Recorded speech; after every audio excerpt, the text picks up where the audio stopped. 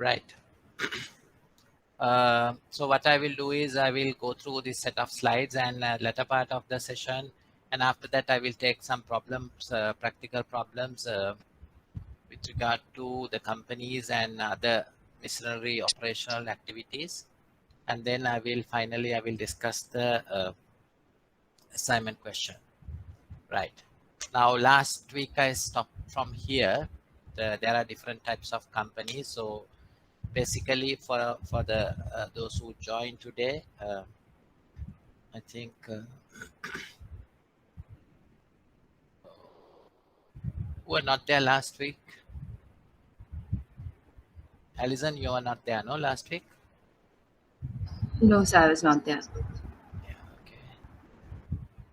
Kumar, were you there last week?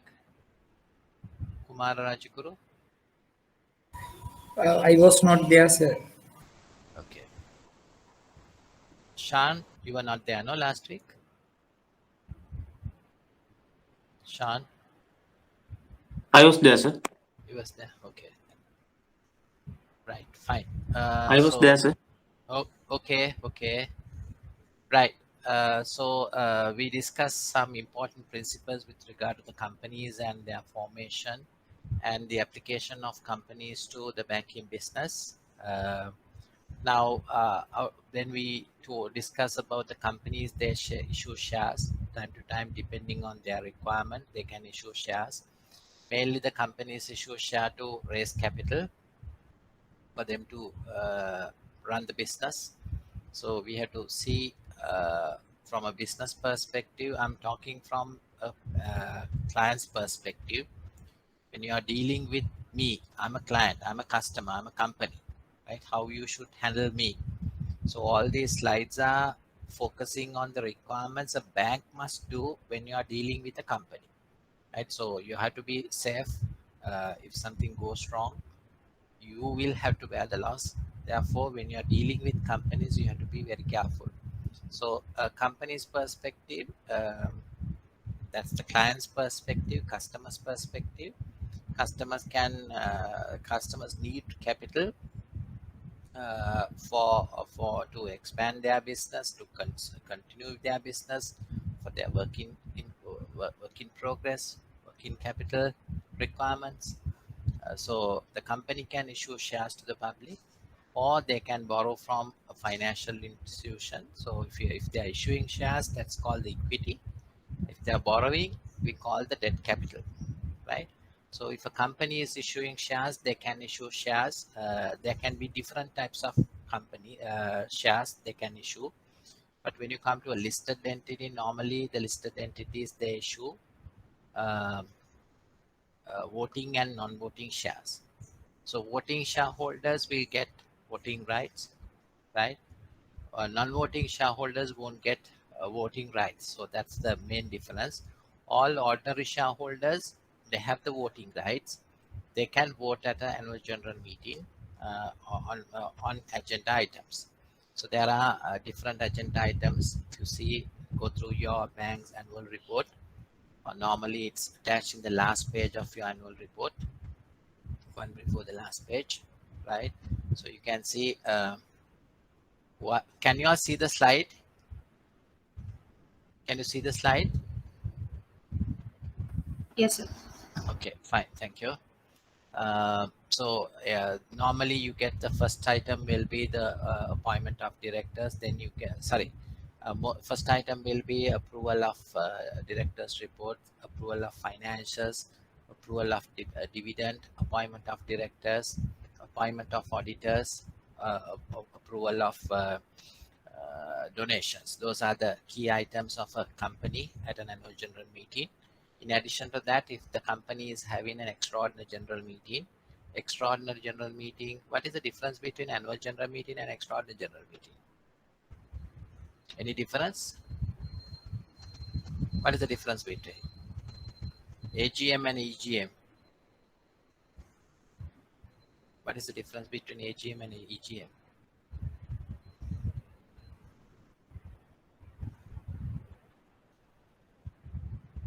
I think my screen went, no? Yes.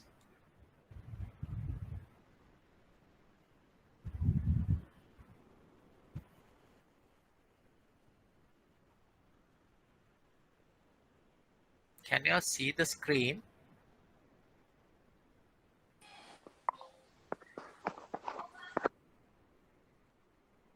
Can you see the screen?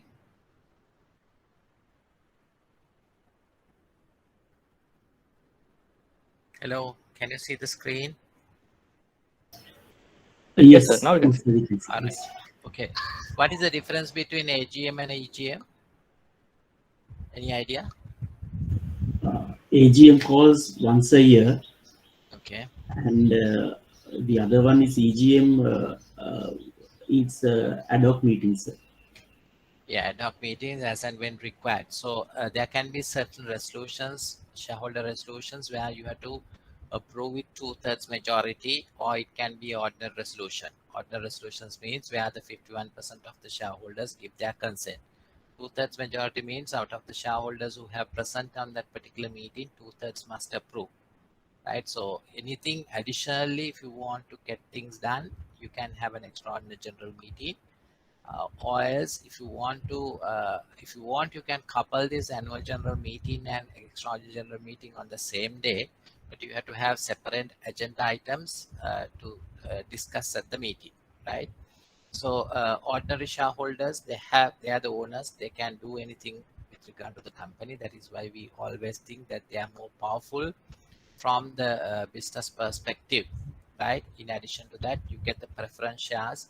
Normally these preference shareholders, they have preference over the dividend. So for an example, at the beginning itself, when you sell preference shareholders, you have to agree with the dividend. So at the beginning itself, they might say, company will say, okay, we will pay 2 rupees per share every year. So for an example, if the company can't pay dividend this year, this year's 2 rupees will be accumulated to the next year. So then next year, the shareholder will get 2 plus 2, 4 rupees as a dividend. So whatever the unpaid dividend will be accumulated to the future, in case if the company is not in a position to pay for preferential shareholders. But when you come to the ordinary shareholders, if a company can't pay a dividend on a particular year, they will not get a single cent, right? So if the company can't declare a dividend, but therefore they will not get. Ordinary shareholders will not get. Non-voting shareholders will not get, but the preference shareholders amount will be accumulated to the next year.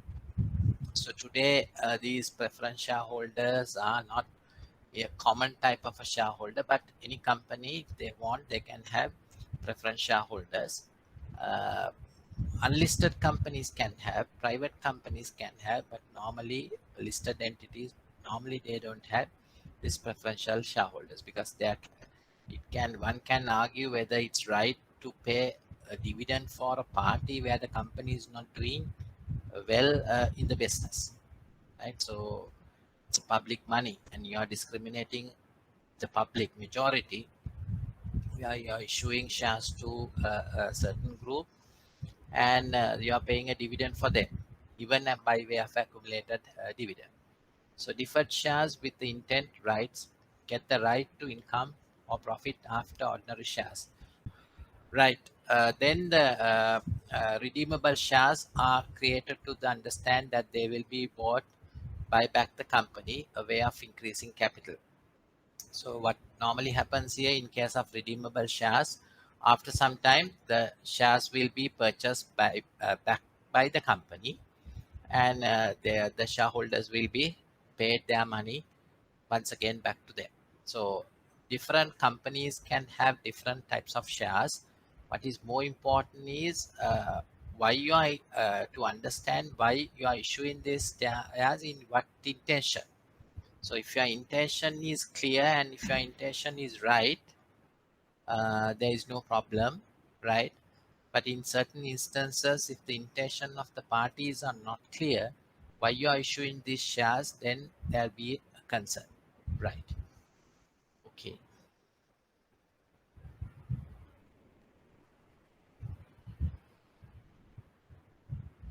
Now, pricing of shares.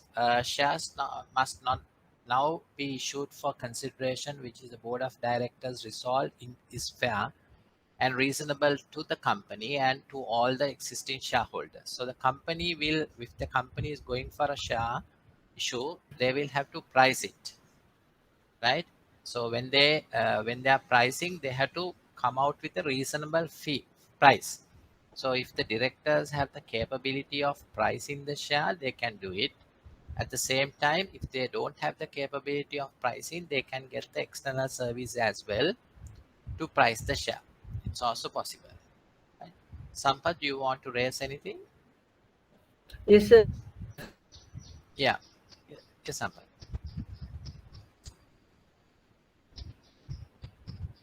Time to time. Sorry, you're breaking, Sampath. You're not so clear.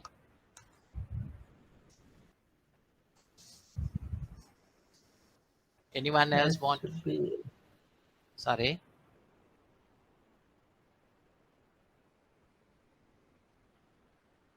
Right. So the pricing of shares, as I told you, the company will have to decide. Now, earlier, when the companies were issuing shares, they came out with a premium account. To say the nominal value of share is 10 rupees, they are going to keep a premium of 2 rupees. And the shares were sold at 12 rupees. That's 10 rupees share sold at 12 rupees. Now today you don't have those concepts. Straight away you price the share and you sell it to say, okay, it's 12 rupees, right? So here today you don't have the premium accounts. It's a simplified type of a version. It will help for the parties to understand what is the consideration that they have to pay to at the time of purchasing shares. Procedure to increase stated capital. This is once again very important. When you come to increasing of stated capital, sometimes when you want to give a facility to a customer, you realize uh, their contribution is less. Sometimes they have formed the company with just 10 rupees shares, 10 rupees shares. So they want a 1 million facility from the bank. Then at that point you realize, okay, we can't give this 1 million because their contribution is 10 rupees or 20 rupees or 100 rupees. So at that time, you will request them to bring more money, capital into the business. Capital infusion is expected at that time. So then the share company or the directors or the shareholders will say, okay, we will bring money, but you have to have a document to confirming that they have pump money into the business and they have increased the stated capital. Stated capital is the money that the shareholders' money. So they have to confirm that they have issued shares with regard to their contribution. So in such an instances, there is a process that you have to follow. Decision to be taken according to the provisions of the articles. So the company will have to go through the articles and based on the articles, they have to take a decision. Shareholders' decision at an annual extraordinary general meeting. So shareholders must approve to increase the stated capital. Board of directors decision at the board meeting. So as a company, as a banker, you don't have to check each and every document, but you have to make sure that you get the relevant certifications from the register of companies. Once the pricing is done, it has to forward to the internal revenue to calculate the stamp duty. They will check the pricing. Payment must done within 1 month. So they will go through the financials of the company and they will decide the share price and they will say, okay, you have to pay this stamp duty. Stamp duty payment is also an important point. If you fail to pay the stamp duty, register of companies will not accept your registration. With the payment slip, must register the required document at the register of companies. So, if I'm not mistaken, you have to get the form number 6 with regard to new issue of shares. So, as a banker's point of view, what you have to do is, if you have requested a company to raise more shares, you tell them you raise shares and you bring the confirmation. That's a certified copy from the register of companies. That is a form number 6. Then you know that that company has officially issued shares. Because sometimes they might bring all other documents, but without giving a proper justification to say that they have issued shares to the public. They have issued shares to the parties and they have increased the stated capital. Any questions? Yes, any questions?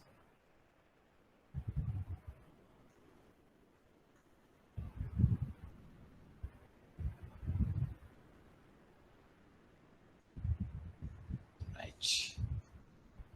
And also these documents, when you come to register of companies documents, it has to be certified by the register of companies, not by the company secretary, right? I have seen in certain instances the company say, okay, we have filed this document and a filing copy is certified by the company secretary. So here we are not expecting you to take those copies because we don't know whether this is filed or not. Unless you go and do a search at the register of companies, but the best thing would be to request the customer to bring a certified copy from the register of companies, certifying this as a true copy. So if you have that particular certified copy, that's fine, no problem. But the point is where in certain instances one can argue, okay, why we take the certified copy, we assume that genuinely it has placed, the seal is placed by the register of companies. So one can argue, how do we know whether it's a genuine seal and the signature of the register of companies? So as bankers, we don't have to act as CID officers, right? But without negligence and with due care is more than enough. But when you look at the document, you can get to know whether this is a truly certified by the register of company. That is the experience that you have to gain, right? And if you compare two documents with where the signature you can compare, right? There was a some time back it happened in a leading college, Colombo. Now you know that there is a grade 1 entrance. There's a huge battle among the parents to send their kids to the leading school in the town. So as a practice, there are people who prepare all documents for them and where they charge. So if you want to send your kid into a Colombo school, government school, they will prepare your birth. Other than the death, they will prepare everything. They will have the lease indentures, they will have the birth certificate, all sort of documents they will prepare, and they will charge 1 lakh, right? Or more than that even. This I'm talking about a historical topic.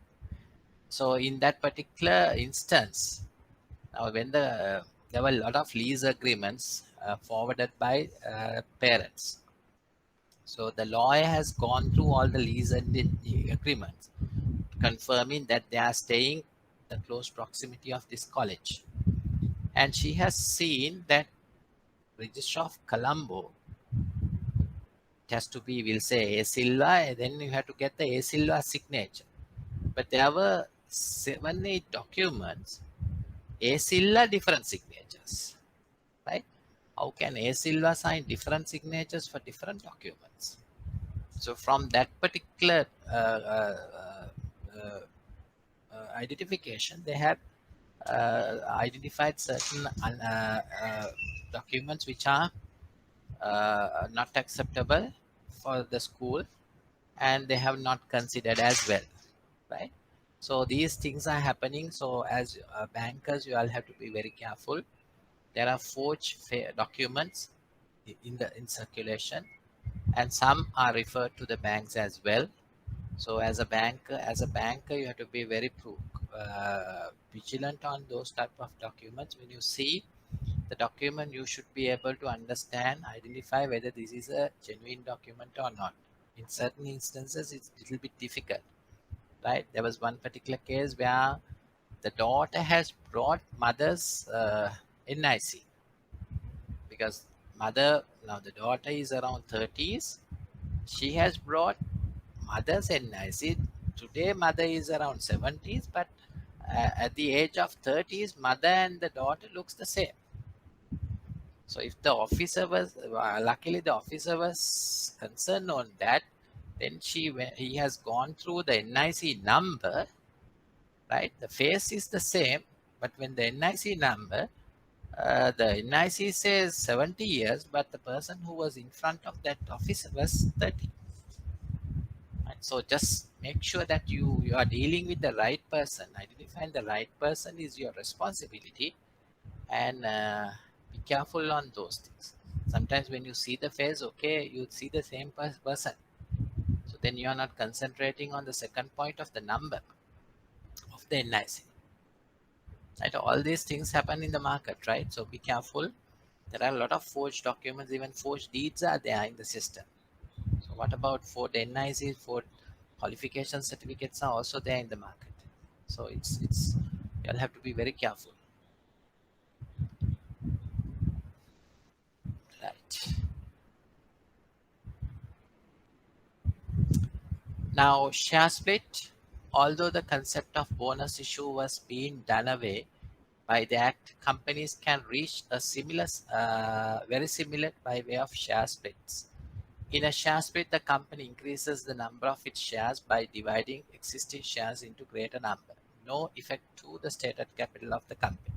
Now, earlier, under the previous Companies Act, there were bonus shares were issued. So instead of paying cash dividend, they have given bonus shares, right? So then the concern came, okay, new articles, new Companies Act told that you can't give shares free. You can't give free, but you can't give in the form of bonus. So what you can do is, if you want, you can split. Split in the sense, if you have one share, or if you have 3 shares, they are going to give another one as a share split. So finally, the concept is the same, but in a different way. So instead of giving cash, because cash is a payout, instead of giving cash, the companies, what they did was they issued shares for the existing shareholder. So if I have 3 shares, I will get another one, and I will, at the end of the day, I will have 4 shares. So rather than giving a dividend, company gives me a share. I can sell that share in the market and get my money back. So for that particular share, the shareholder, there is no requirement for the shareholder to pay a single cent. It's free of charge, but not by way of a bonus. It's by way of a split. You're splitting your share for 3 into 4. So if you have 300 shares, now you get 400 shares. So the company must decide how much they are going to split on what proportionate. So sometimes without paying cash dividend, they can issue shares by splitting. Then what happens impliedly, if you're getting cash, you will get the cash to your hand. But if you're going through a share split, you will have to sell the shares in the market and get the money back.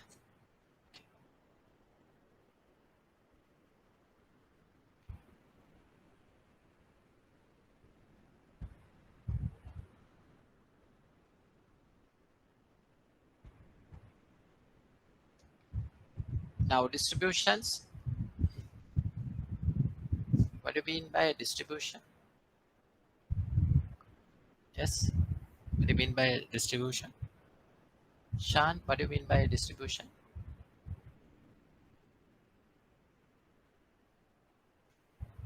Sean? I have no idea, sir. Yeah. Anyone can add something for that?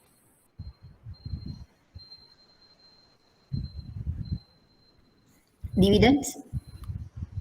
Dividend is a distribution. Yes. Right? Yeah. So the distribution means any payout from the company. You're paying something from the company for your shareholders. Right? So when you come to listed entities, the main distribution is the dividend, nothing more than that, right? But when you come to unlisted companies, you can have other distributions as well. Now, for an example, a company is selling a part of the business. Instead of distributing those as profits, they distribute the to individual shareholders uh, by way of a distribution. So the point is where now when you are selling a part of your business and distributing among the shareholders means you're losing the value of your customer. Right? You lend to a company considering the credibility of the company, right? Now, if the company is selling part of your business means the credibility of the company and the value of the company is going to go down. So in such an instances, you all have to be very careful, and through KYC only you will get to know whether this company is going to do this kind of a transaction. So there is an obligation for each company, each customer to inform the bank if they're going to do any changes, but hardly these things are happening in the market. So that is why uh, uh, bankers have to be a little bit vigilant on this exercise, right? So the main distribution what we know is the dividend. Now dividend is a payout. At the end of the day, the money will be moving out from the company. So when the money moves out from the company, there can be liquidity issues in the company as well. So what happened was earlier, shareholders, especially the foreign shareholders, started selling their share, getting the maximum profit out from the country. So then the uh, authorities realize that we have to control this. In such an instances, sometimes you will have to close down your business. You can't continue your business because the money which are kept for your day-to-day transactions have moved out from the company. So then for a distribution, there is a requirement where the solvency test has to be met by the company. What do you mean by solvent? What is solvency? What is solvent? Yes. Any idea what you mean by solvent or solvency?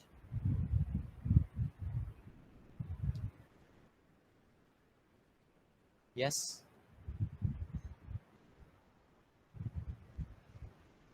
Amir? Yes. Aliza? Yes, Aliza. Meet the debts, the ability to meet the Okay. Yes. So your solvent means you are in a position to continue the business and pay your debts. Insolvent means you are not in a position to do that. So this solvency test requirement was introduced with the Companies Act 7 of 2007. Now, as a result, before you go for a dividend, you have to meet the solvency test requirement. Solvency is to be approved by the auditors. We say auditor's solvency, the director's solvency and auditor's solvency. First, the directors will have to prepare the director's solvency, which has to be certified by the auditors, right? So the theory says that total assets of the company should be more than total liabilities and the stated capital. Total assets should be more than total liabilities plus the stated capital. So that is one measurement to see whether you are solvent. In addition to that, they will see, they will reduce the current assets and current liabilities from current assets and see whether they can have adequate cash to pay this distribution. That's the second method. Current assets minus by current liabilities equal. We have to see whether it's a positive one for you to pay the dividend or the distribution. Second methods, they take uh, uh, from total assets, they divide the total liabilities, then you get the equity. Out of the equity, they reduce the shareholders capital, that is the stated capital, and they arrived at the reserve. So normally equity means of a company, that is the stated capital and the reserves. Reserves are the profits that you have collected for the last so many years. From the equity, you reduce the stated capital, then you get the reserves. From reserves, you deduct the proposed dividend, and the final figure is a positive one. You consider that company can pay the distribution or the dividend and continue. So there are basically three measurements before you under this solvency for a company, right? So make sure that sometimes if the auditors have signed, no problem, they have gone through. But at the same time, just see whether it's a reputational auditor or just an auditor. If it is a reputational auditor, fine. But at the same time, if it is not a reputational auditor, you have to be a little bit careful, right? Sometimes there can be where there is no auditor, but they have prepared a seal and they have signed. So in such an instance, I have seen such documents, forged signatures, forged seals of documents which forged seal uh, tendered to the banks. When if you're dealing with a transaction where the document is not the original, you have to be careful. Even you can come out with a document similar to the original as well. It's a duplicate. So sometime back, I knew that there was a system when you lose the CR book of your vehicle, the value of the vehicle will go down by 50,000 to 100,000 depending on the vehicle. There was a time where some these duplicates were issued. So not in a formal method, duplicates were issued. Duplicate means it's almost the same reproduction of the original document. You can't see it's whether it's the original or a duplicate. So you have to be very careful. The original may be with another person, where there can be a duplicate, uh, almost like the original. So unless you go through the security features of that particular document, you will not be able to understand whether this is the original or a duplicate. So there are a lot of documents in circulation which are not genuine documents. So once this is fulfilled, only a company can pay a dividend. So main distribution what we know is the dividend. The direct indirect transfer of money or property other than the shares of a company to or for the benefit of the shareholders, or the incurring of debt to or for the benefit of shareholders, payment of dividend. So these are the types of distributions that the company have. So those are discussed under section 26. So sometimes the company might say, your customer might say, okay, we paid a dividend of this amount, we are doing well, right? So at that time you can ask for the auditor's solvency, right? As a banker, you can ask for the auditor's solvency to make sure whether they have paid or not, right? So they can just say, okay, we have paid, and at the same time they can say, okay, the directors can say that they have paid or they have decided to pay. Ask for the director auditor's solvency. Then you are 100% sure that it's a proper payment. So to convince you, sometimes they might say, okay, we have paid 5 years continuously a continuous dividend. Ask them for the dividends auditor's report, dividend solvency, to confirm that they have paid this particular amount. Okay. Any questions? Excuse me, sir. That in third, what is the third method of measuring the solvency you mentioned? Can you explain Yeah, that? it's where you take the total assets minus total liabilities equal to equity. From equity, you have to reduce the stated capital, that is the shareholders' contribution. Then you get the reserves. From reserves, you have to deduct the proposed dividend. So if the figure what you get is a net figure, you are in a position to pay the dividend. So what they are arriving is where even after paying the dividend, you have adequate money. Second method where you current asset minus current liabilities, there you see whether you have cash, right? Okay, any other questions?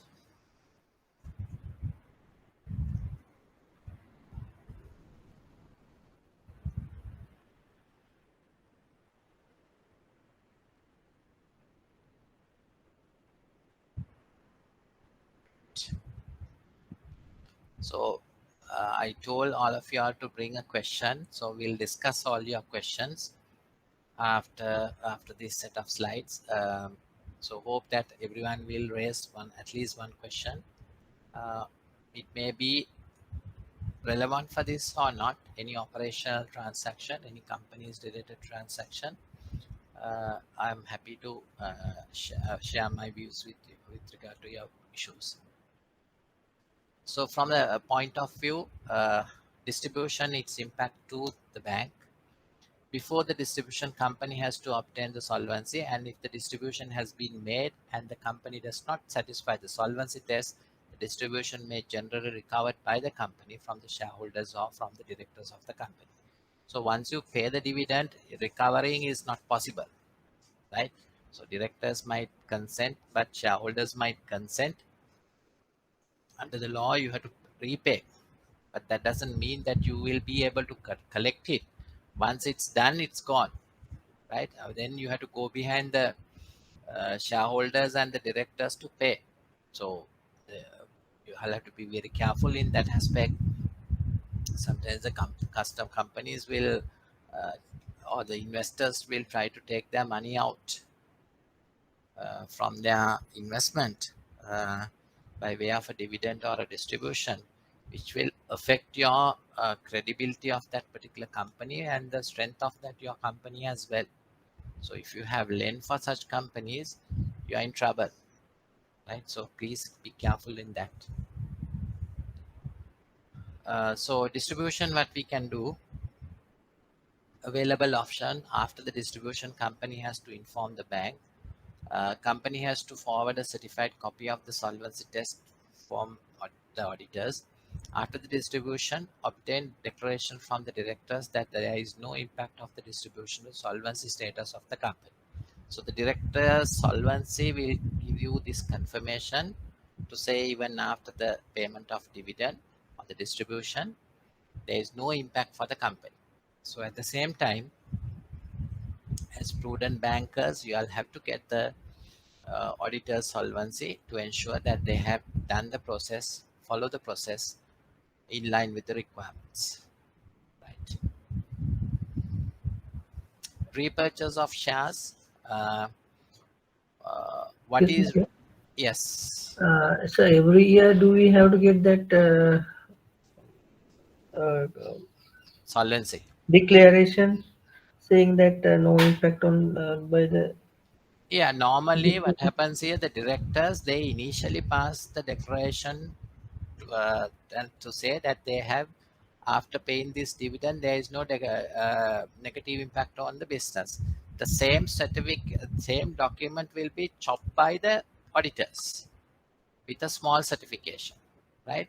So without, you can't get the auditor's confirmation without directors confirmation, right? So there's a format where all the directors have to sign for the declaration. So it's a matter of getting the director's declaration because they have to prepare it. And along with that, auditor's confirmation. So if the company is paying dividends annually, yes, you have to get those two documents because this is nothing to do with this. Those are not new documents. These are not purely meant for your organization. It's part of the process. So first the directors have to give the declaration to say, after paying this dividend, there is no impact. So you are requesting a copy of that document. So then you are sure that your directors have declared, auditors have to give the confirmation. If the company is paying annually, yes, you have to get the declaration annually. Yes. Right. So, other thing is, if a company pays dividends to the shareholders, do they have to inform that register of companies? So, do they have to do anything with them? No, there is no requirement, right?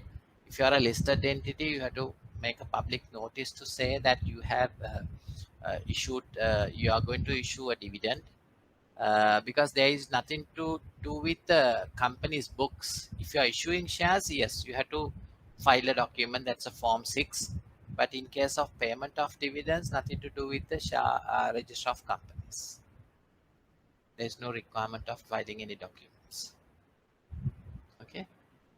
So in that case, only auditors will know that they have issued, they have given dividends, no? Not the register of companies. So if it is a public, you have to put a paper notice. Sorry, stock exchange notice to say that you are paying a dividend of this amount. So entire stock market will get to know if you are a listed entity. If it is an unlisted entity, only the auditors, yes, only the auditors will get to know, and the shareholders from the receiving end, they will get to know. Yes. Okay, sir. Thank you. Any other questions? Others are you are not dealing with companies? Yes. Others are not dealing with companies. Little bit strange. Or you all are not checking this information. Only Sampath is having the problems. So where I'm working is the setup is such that all the legal matters are handled by the legal officers, sir. So what I actually do is I'll be bringing in the security documentation and I'll be handing over to the legal officer, and then legal officer from her end she take up with the that particular company's legal officer the matters. Yeah, but that's actually that is also not so good. Then you all will not get any idea about that, no. So earlier practice was, uh, or even the officer should know with regard to the legal documentation, the requirements, because some certain important points lawyers also miss. Sometimes they will also will not get, because you are the people who knows about the customer, and the initial discussions will take place in front of you, right? So you all have to be a little bit careful. Sometimes you are passing the documents to the legal officer. Legal officer thinks that your negotiations were based on this, and it's based on assumptions. The legal officer do the documentation. Now, one example, where in certain instances where now, though it's not relevant for this, it's very good to understand that particular concern. Now, when you, in case of a property mortgage, for an example, I want to sell my land. Okay. We say, sorry, I'm going to purchase a land. Right. So I'm the customer. Right. We'll say X is the owner. Right. So I will submit all my documents to your bank. You're happy with my repayment and everything. And then you will go and visit the location, right? The site. So then X will be there. He will allow you to go through the land. We'll say there's a property as well. There's a building.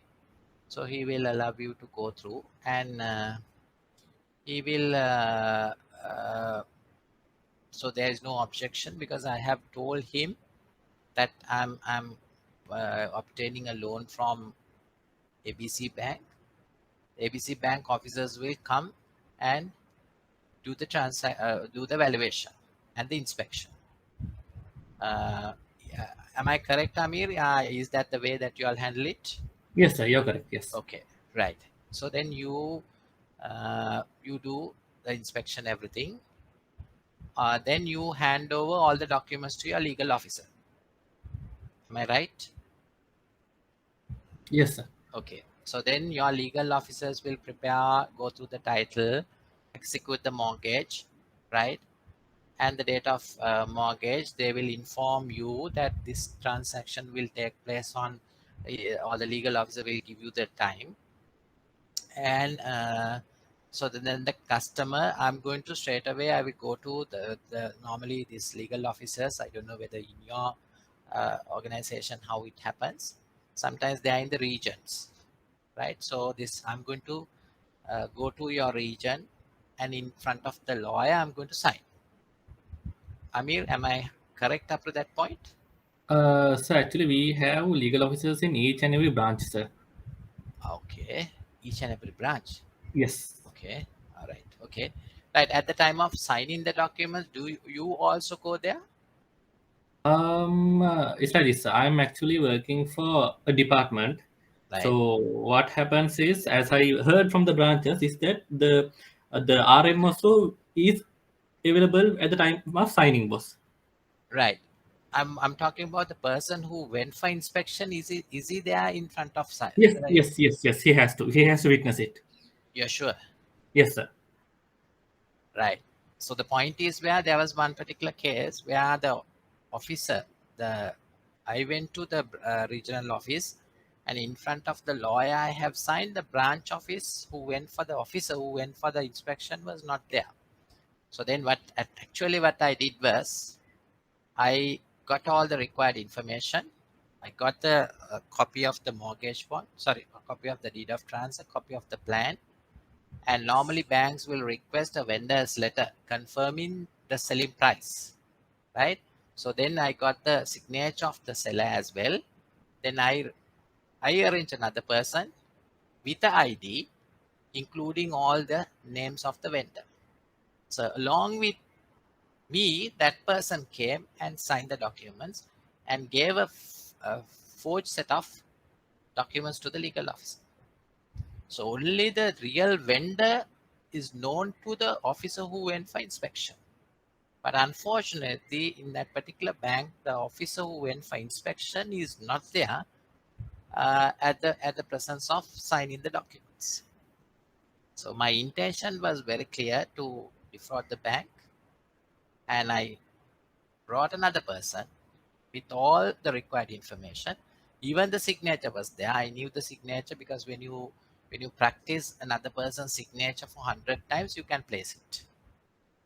So a forged set of documents were forwarded to the bank, got the money, and from day one itself, I'm going to default. So this is what happened when you sometimes when your bankers are relying on customers, no issue because we have to rely on customers, but you don't have to take unnecessary risks. So my advice is where if an officer is going for inspection, the same officer should be a witness for that document as well. So then he knows that this is the person that I saw when I'm doing the inspection. Right? So be careful. All fake forged documents might come to you, and the same will be because the lawyer doesn't know whether this person is whether a law or some other person. So the identity will give you confirmation to say so and so this is the vendor, right? So that's a problem that as bankers we all have to understand. Any other one who is having such experiences? So my advice is yes. My advice is where if possible, request your bank to send your officer who went for the inspection, and if possible, if he can get a now you normally you don't get photocopies today, no, you get pictures. Request the identity, get a picture. So when the person comes, just try to compare the same person whether the same person is there. It's very important because otherwise you can have the same details, address, name with a different person. Okay, since you raised that particular question, so make sure that you all also understand the requirements of legal requirement because it's very important, right? What I see today, the bankers, they are it's everywhere is the same, heavily depending on lawyers. So most of them are power of attorneys. Who check power of attorneys in your bank, Sean? Sean, who check power of attorneys? Sorry, sir. Power of attorneys, who check power of attorneys of customers? Is it the lawyers or the Our bankers? our legal officer. Yeah, that's the issue. So as We check bankers, the official format. We cross check the format, and we send it to the legal officer. Anyway, it's cross checked by the legal officer. Yeah. So I think the bankers can understand what is there in the document. No, you don't have to depend on the legal officer. Be careful, right? Especially because these are simple things. You have to see whether it's a general or special power of attorney, and whether the authority is there. So you, and also what is your procedure now?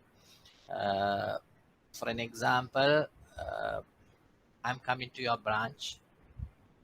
I'm bringing a certified copy. My lawyer has certified a power of attorney, and I'm giving that certified copy for to you to open an account on behalf of X.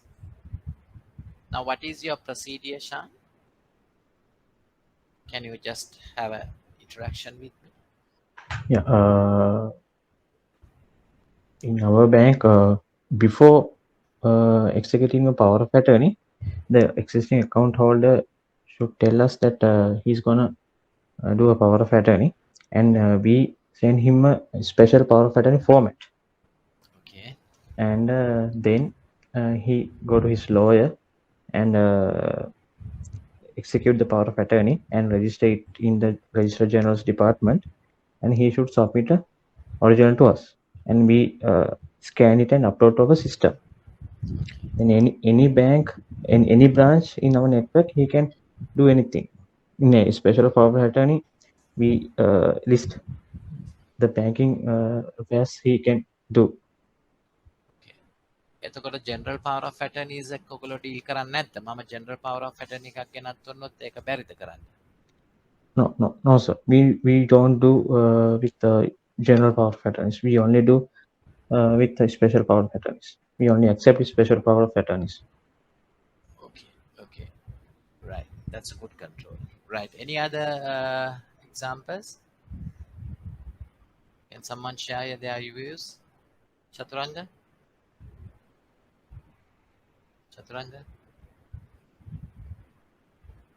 Nuwani, what is your practice? Nuwani?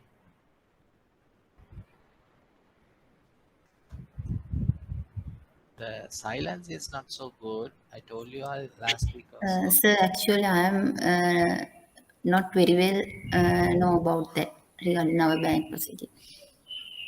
So you all are not dealing with power of attorneys. Yes. Is that the case? So in our bank, we are accepting special power of attorney as well as general power of attorney.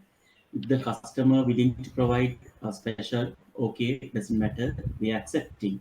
Or either customer provide the general power of attorney, we are asking him to submit the original power of attorney, because original has to kept it by the customer. He has to submit, say, other banks, the copy of the power of attorney along with the original power of attorney, because we are rechecking, our officers are rechecking the original power of attorney against the copy, the certified copy. Other than that, we are request a letter, it's like affidavit from the attorney holder, saying that he has given the power of attorney to the person.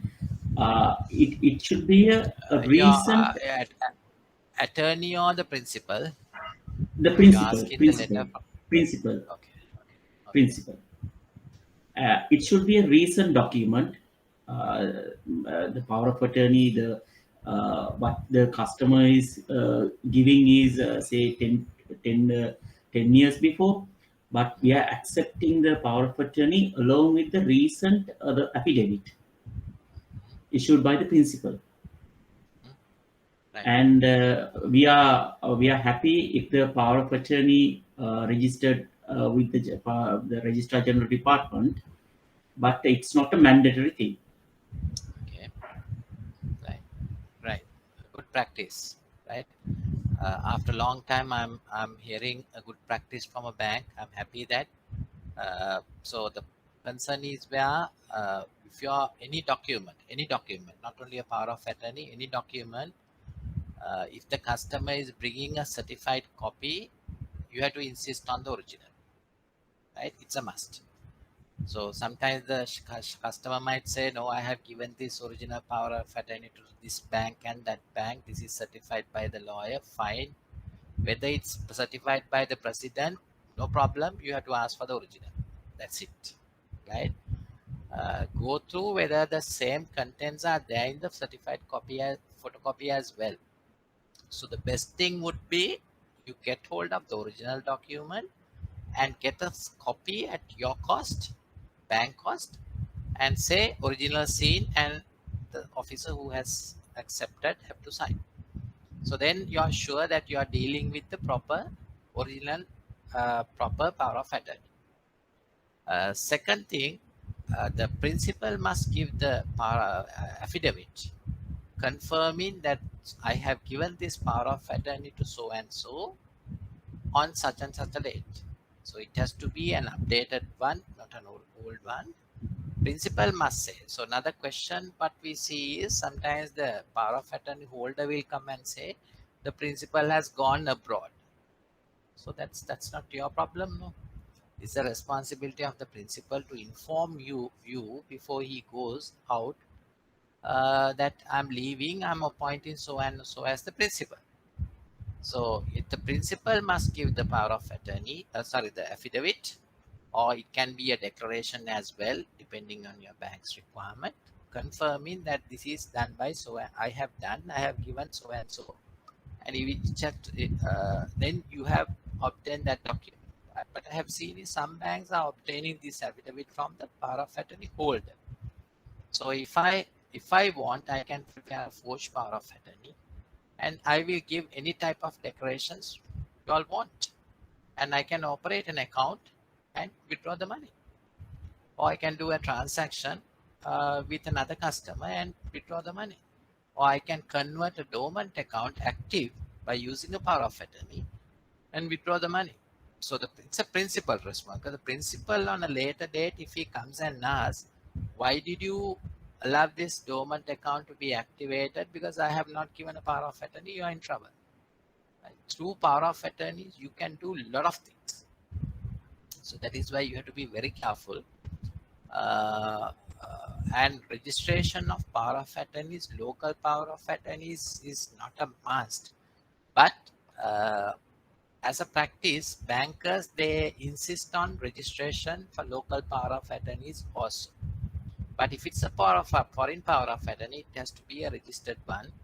You can't execute any document if the power of attorney is registered under that particular law, then it has to receive Sri Lanka within 30 days.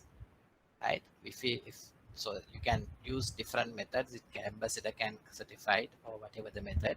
So, but it has to come before 30 days, and it has to be registered at the Registrar General's office. Then only you can affect such a power of attorney for your transactions. Why I told that you have to get the original, once it happened to me, our earlier this happened long time back. Our practices were when we are checking the documents for a mortgage. Sorry, I'm deviating from my topic, but this is important for you to understand the practical aspect of certain operational matters. So then we went through the topic title. Title was okay. So our customer is going to purchase the property, and the seller is going to sell the property through a power of attorney. So when I at that time they gave me a photocopy of the power of attorney as well, photocopy of the deeds and the connected documents. Property was okay, power of attorney was okay. According to the power of attorney, you can execute a deed. Right? It was a special power of attorney as well. Right? So then once the documentation is in order, only we will request for the originals. So when the time came, I requested them to bring the originals, and original deeds, plans were there, but not the power of attorney. Right? So then I insisted on to the original power of attorney. Then their lawyer came and told me and blasted me also. We are using this power of attorney, though it's a special power of attorney. We have given this power of attorney to some other banks as well. Therefore, this power of attorney is with them. I said, nowhere. I want to see the original power of attorney, right? And there was a complaint against me as well. So, but I was following the right process. When the original power of attorney came, there was no authority. So what they have done is the first place page and the last page they have taken from this power of attorney. In between two pages, they have taken from another document indicating that there is authority for this power of attorney holder to sell the property. So then at that point itself, we rejected the facility. So just imagine, these are things happening in the market. So make sure sometimes the bankers, they request customer to bring the certified copy to save this 2 rupees or to save this 10 rupees. You get hold of the original. Whether the original is a genuine or not is a separate issue. So we contact as CID officers. Get hold of the whatever the document and get a copy at your cost. Make sure that both documents are identical. Sometimes I can bring you a photocopy along with the original. First page, normally what happens here, you go through the first page, you go to the last page and you're not checking the in between. So you think, okay, this is fine. But if you are taking a photocopy at your cost, it won't happen, right? So then 100% you are sure that you are dealing with the correct power of attorney. Nothing to worry. So be careful, right? You can do magic with power of attorneys if you really want. And poor bankers, they will get caught in this exercise. And finally, you will have to pay for them as well. Right. Any other questions? So, if the power of attorneys are not mandatory to be registered, it's not required. Local power of attorneys is not mandatory under the registration process, but bankers, they insist. So therefore, all the bankers have a practice of obtaining a registered power of attorney only. But if it is a foreign one, registration is a must. Without registration, you can't proceed against the foreign power of attorney. Okay, sir. Thank you. Right. Right. So this repurchase of shares, once again, it will reduce the value of the company. It will reduce the stated capital of the company. So the point is where when you are considering the facility to a company, you will see what is the contribution of the shareholders. So you consider the stated capital at the point of granting a facility. Now subsequently, if I'm going to reduce without informing me, and your value of the company will go down substantially. So then at what happened?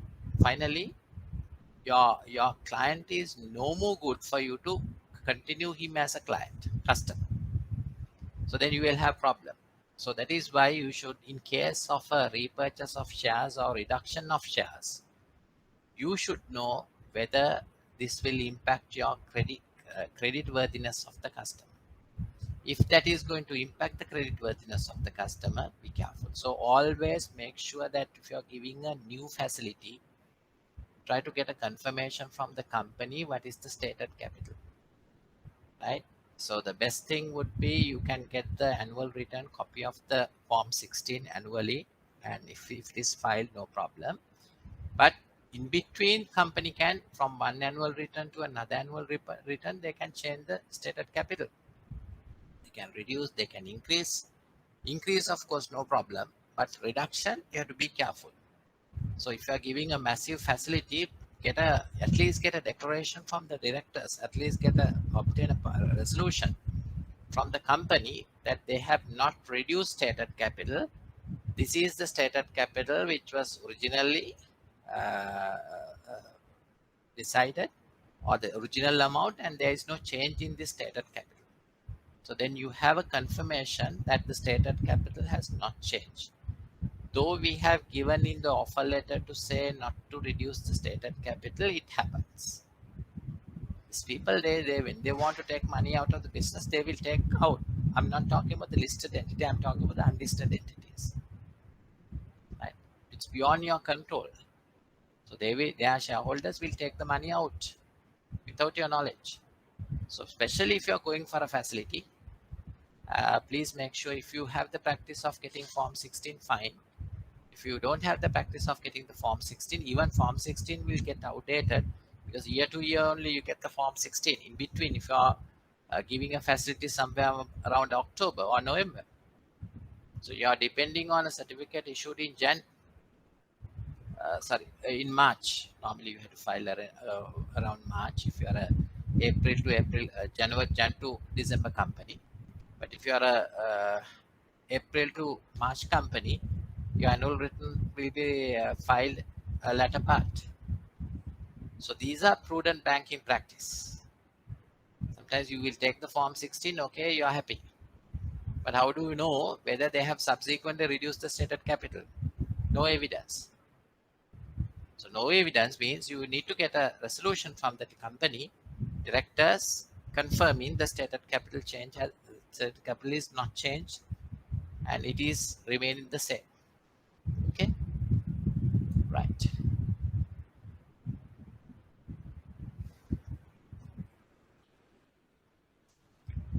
Now restrictions of giving financial assistance. Uh, Earlier, can we lend to a company to purchase its own shares? The general rule is that the financial assistance should not be given by the company either directly or indirectly to the purchase of its own shares. Financial assistance could now be given if the board has resolved that giving such assistance is the interest of the company. The terms and conditions on which the assistance is given is fair and reasonable to the company, and then the company would satisfy the solvency test. So in case of a financial assistance, if you're giving, I have a company, there are 10 shareholders, 2 of the shareholders want to sell their shares, so the existing shareholders are not willing to purchase those shares, so those 2 are requesting me to buy back the shares. So I don't have money, I'm asking you to give me a facility. So if I can fulfill these requirements, you can give an accommodation. So to buy its own company shares, today you can give an accommodation, but subject to fulfilling the requirement. But if it is going to reduce the credit worthiness of the company, you should not do. Finally, you have given facilities and the stated capital is reducing. It will affect your books of that customer. So in certain instances, you are not supposed to give accommodations for repurchase of shares. Okay. Any questions?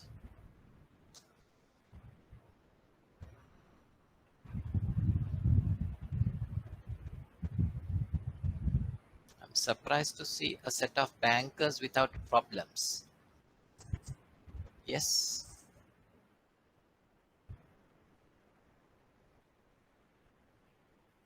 Or you all don't want to disclose that you are doing these mistakes. Is that the concern?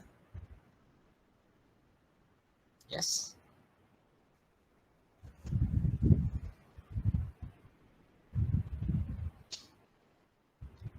Kaushalya, do you have any problems, questions?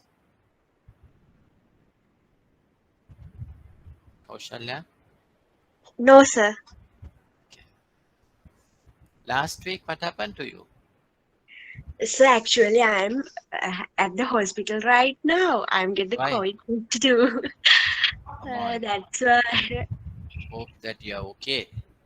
Yes, sir. I still have some fever. Mhm. How That's many only. days more? How many days gone? Today is my 7th day, sir. Okay. Take care, dear. Okay, Careful. thanks.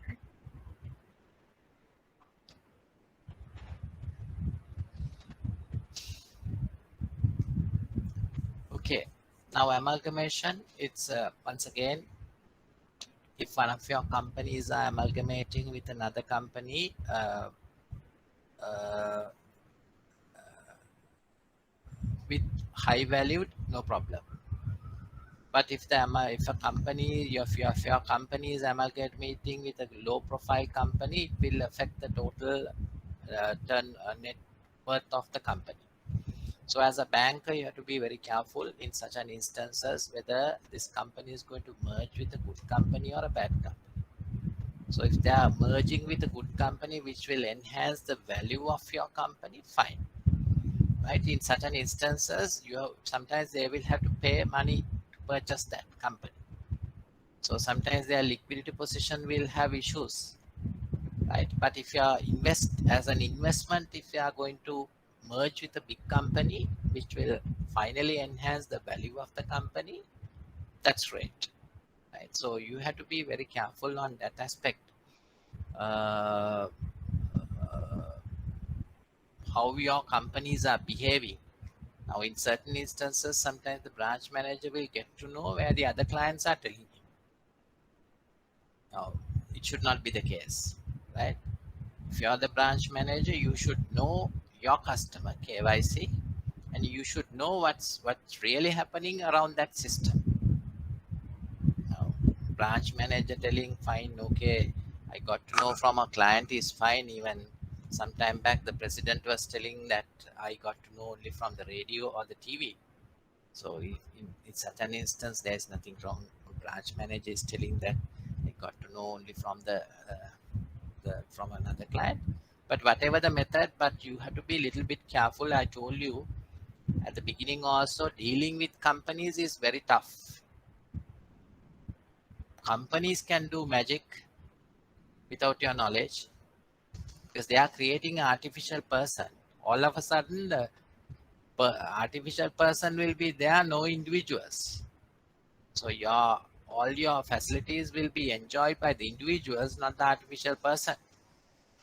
So when you go and check the books, registration, everything will be there, the artificial person, but you will not be able to find any of these individuals. So that's why you have to be very careful when you are dealing with companies, right?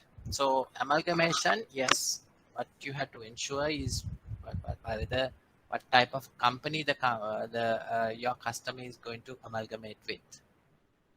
Impact of the bank. Such an amalgamation may result in credit quality of the amalgamated company be less than the company into which the bank originally granted credit facility. So if if they're merging with a small company, which will affect the credit quality. What we can do, obtain an undertaking from the company that they will not amalgamate with another company without our prior written consent. So as I told you now, these contents are there in the offer letter. I don't know what is your experience? Do you all have these contents in your offer letter, corporate offer letter? Yes, Duani, what is your experience? All these restrictions, are they are in the corporate letter? Sampath, what is your knowledge on that? Actually, sir, I am not dealing with credit facilities. Okay. Far as I know, it is not included. As I think. Yeah, I'll check and let you know. anyone who is dealing with credit facilities, can you share their views, please? No. Right. So normally these has to be there in the offer letter, but though these are there in the offer letter, that doesn't mean that you have to worry. As a prudent banker, you have to check, you have to get this information from the market, at least from the market or from the customer, whatever the method. So the point is where sometimes it's there in the offer letter, customer will not inform. You also can't remember, he also can't remember, customer finally at the end of the day, they have not informed. But finally, it will affect your books as well. So be careful on that aspect. Now, subsidiary companies.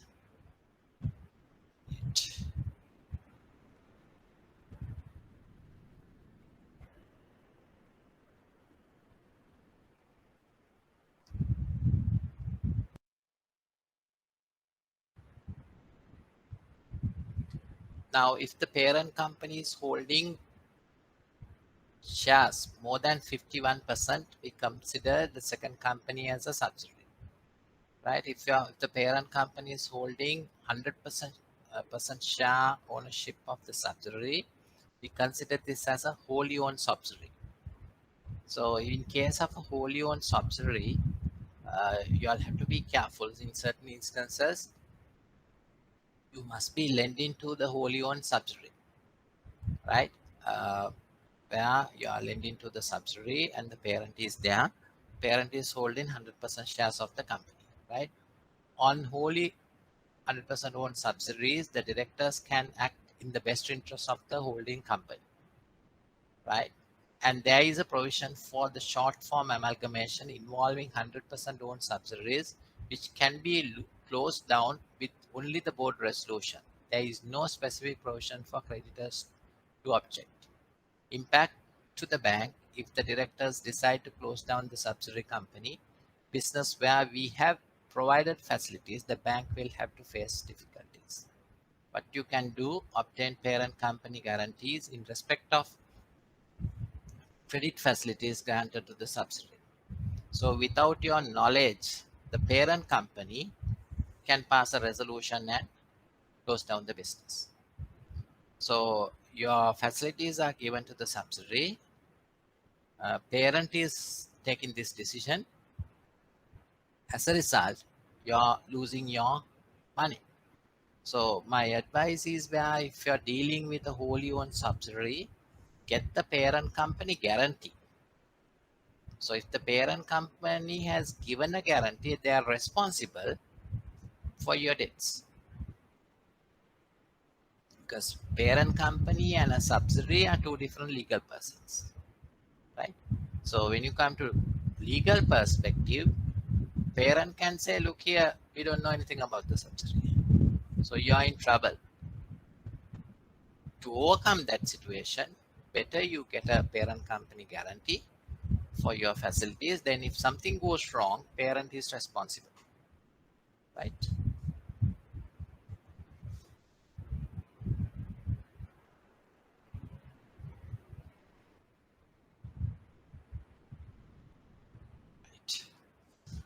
Now, cross-holding, a holding of mother company, holding company shares by a subsidiary company is considered as a cross-holding. Mother company shares are held by a subsidiary. This has been restricted by the Act. The subsidiary acquired shares before becoming a subsidiary or holding at a trustee or as a legal representative without any benefit of interest. It can hold shares of the holding company. So if the, now for an example, subsidiary, before the take only, they were subsidiary was holding parent company shares. In such an instances, it's permitted, but yeah, under the rule, under the Act, holding parent company shares by a subsidiary is not permitted. So these are the ranking at the time of liquidation process. If the company is going to close down business, first they have to pay the ranking order will be as follows: liquidators payments, EPF, ETS, ETF gratuity payments, taxes, VAT, stamp duty, debit tax, depending on the tax liabilities, secured creditors, unsecured creditors. Thereafter only the shareholders' money to be paid. So the first 5 items we consider as statutory payments, right, or statutory dues. A company must first ensure these statutory dues before you pay for the secured creditors. So if you have not paid for the secured creditors, the statutory payments, though the secured creditors have the secured position, sometimes they will lose their priority as well. So there is no assurance that you have created the charge at the register of companies, though you will get the priority if there are statutory payments due. Okay.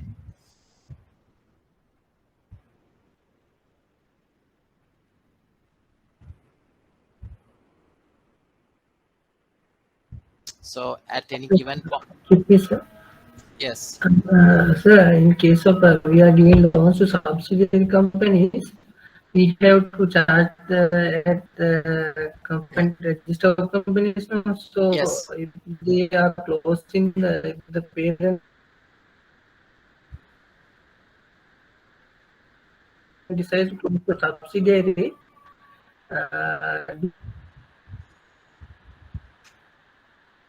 Yes.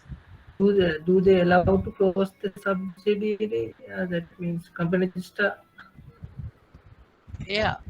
As far as now, the Companies Act will say that if you are closing down the company, you have to pay the creditors, right? So the point is where they can initiate without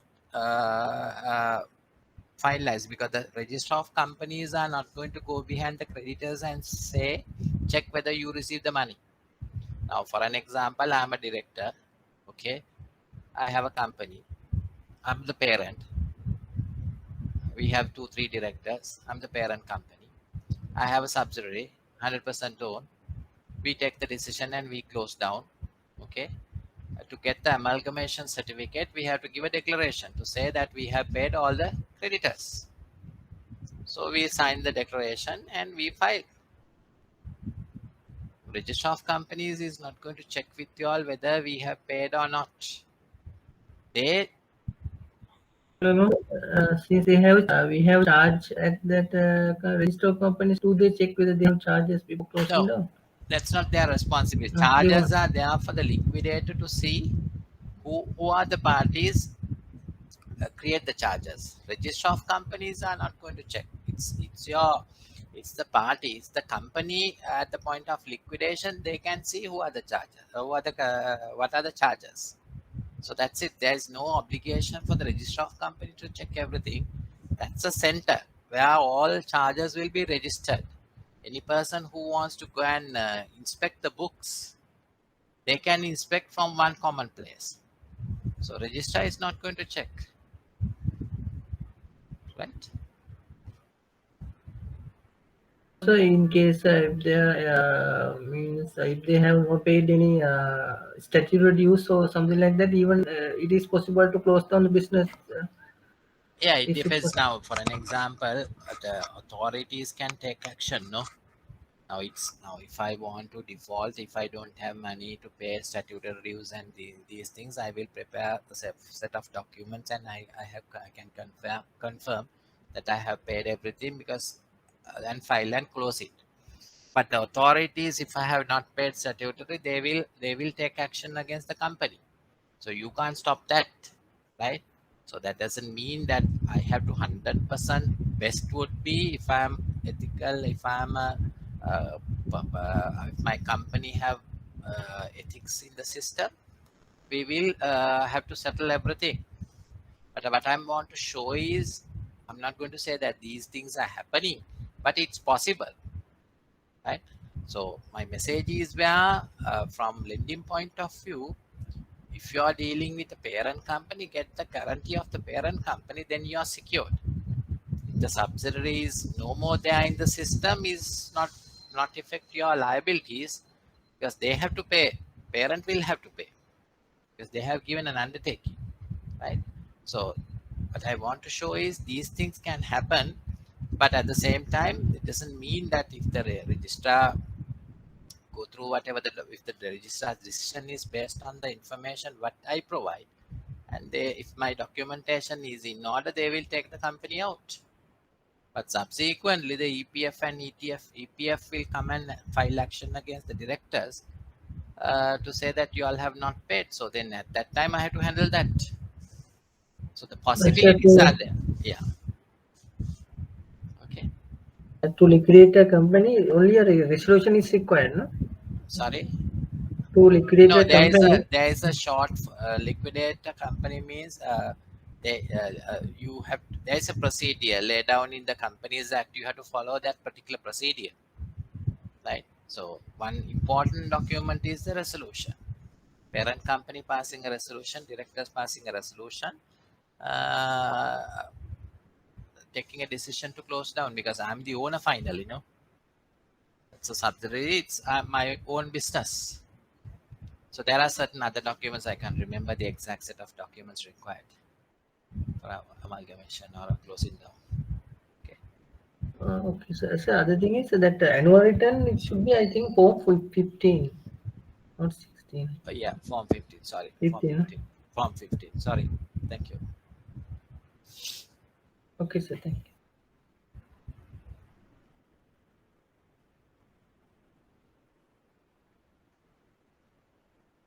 And also when you're dealing, make sure that your all the statutory dues are paid by the company, because there is no assurance, there is no company might say yes, we have paid all the statutory dues.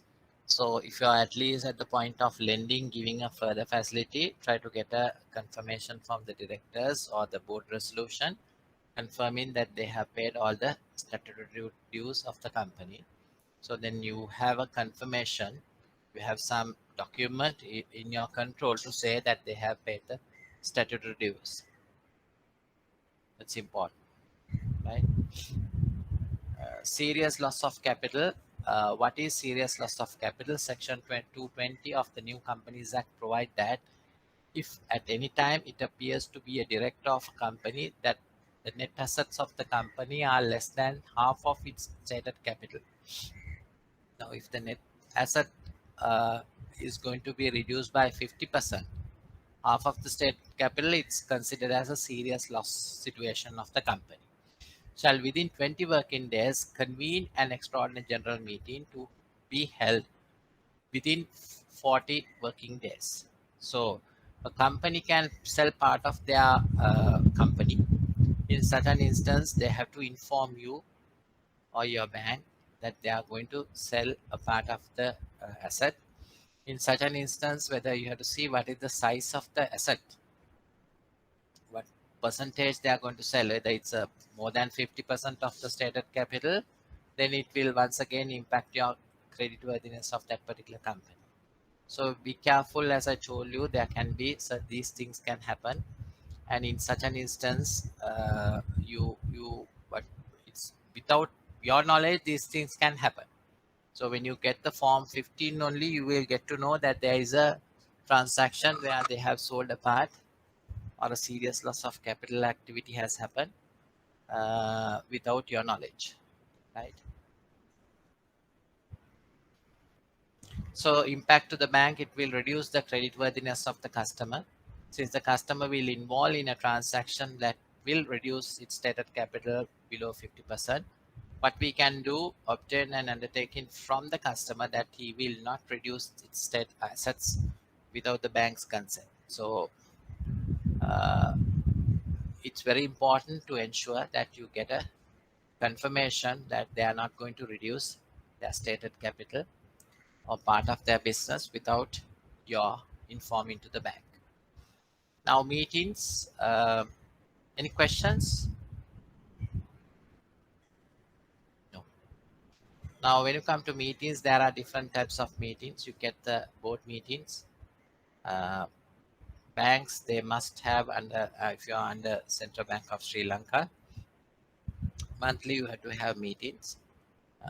In addition to that, you get the shareholders meeting. Shareholders meetings are in two forms. One is the annual general meeting. The other one is the extraordinary general meeting, right? So annual general meetings are annually held meetings. Extraordinary general meetings are as and when required, right? So depending on the requirement, you have to see whether you want the simple majority of votes of the directors, shareholders, or you want uh, two-thirds majority, right? Whether you want a general resolution or a special resolution. If it is general, majority, 51% of the shareholders who have attended, uh, general, sorry, special resolution, it should be two-thirds of the majority. So depending on the event that you are going to, you need to take a decision, and you have to announce the meeting, and you have to give required notice for the shareholders. It's whether it's 15 working days or 10 working days, depend on your resolution. You need to give notice, and you have to hold the meeting on a particular place. It once again, it depends on your articles of association, and you can have it virtually or you can have it physical meetings, but today it's the common acceptance is virtual meetings. You don't have physical meetings today. Even the training sessions or whatever the sessions, official meeting, everything is on virtual basis. So hardly you see physical meetings today. I think that is a good way of handling meetings,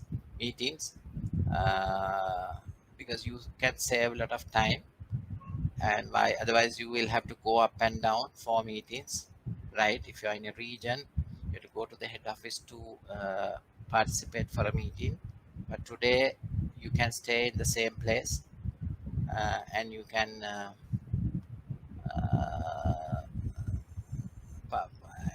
be a part of the meeting as well. And even training, organizations conduct training online. uh, there are weaknesses in this particular process. uh, just like I'm conducting lectures, only few are responding, others are keeping silent. But if it is face-to-face type of training or lecturing, all will interact, right? So that's the disadvantage side. uh, Other than that, it's very effective, where you don't have to transport, where you don't have to spend money on clothes. You're saving your uh, transport cost at the time. More than the cost, it's the time.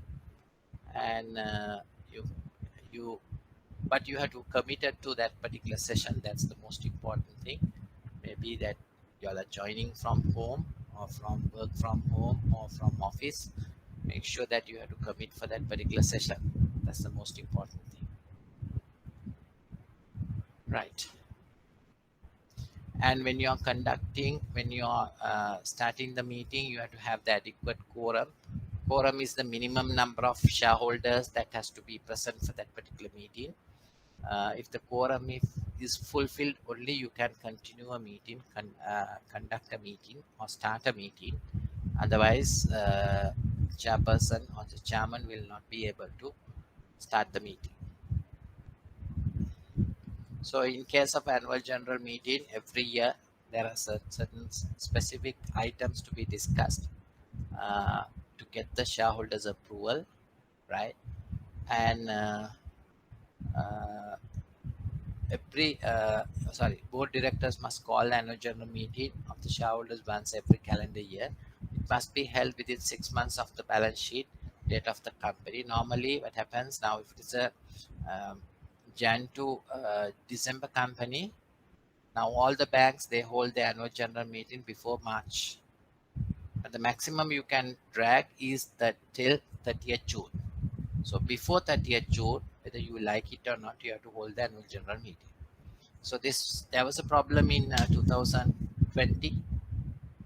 That's the last year when the pandemic hit. The banks couldn't, other than NTB, other banks had the problem of conducting the annual general meetings. So then what happens, all of the banks have to postpone, and they went for the online option, and conduct the meeting. So yeah. So but still there was a pandemic was continuing even at that time, but we had to ensure that we conduct the meeting within 6 months from the financial statement. That is, before 30th of June, all the banks have to conduct their annual general meetings. Approval of the accounts, appointment of directors, appointment of auditors are taken place at this event. Not only that, even the approval of dividend, approval of uh, CSR cost, project cost, all the donations are approved at the annual general meeting. If the company is doing well, the distribution of dividend is approved at this meeting. So depending if the company can fulfill the requirements of the solvency, once again, it's also approved at the annual general meeting. So if you have a special activity where you have to take up at the meeting, uh, you have to recall an extraordinary general meeting. Once again, it depends on whatever the resolution, the type of resolution that you are going to adapt. If it's a general resolution, you have to give the 10 days notice. If it is a special resolution, you have to give 15 days notice for the shareholder to study the requirement and be ready for the meeting. If you are a private company, public unlisted, if all shareholders give their consent, you can have a shorter notice and conduct a meeting as well. So shorter notices are permitted as far as all the shareholders or majority, 85%, more than 85% of the shareholders give their consent. Other than that, shorter notice is when you come to listed entities, shorter notice meetings are not permitted.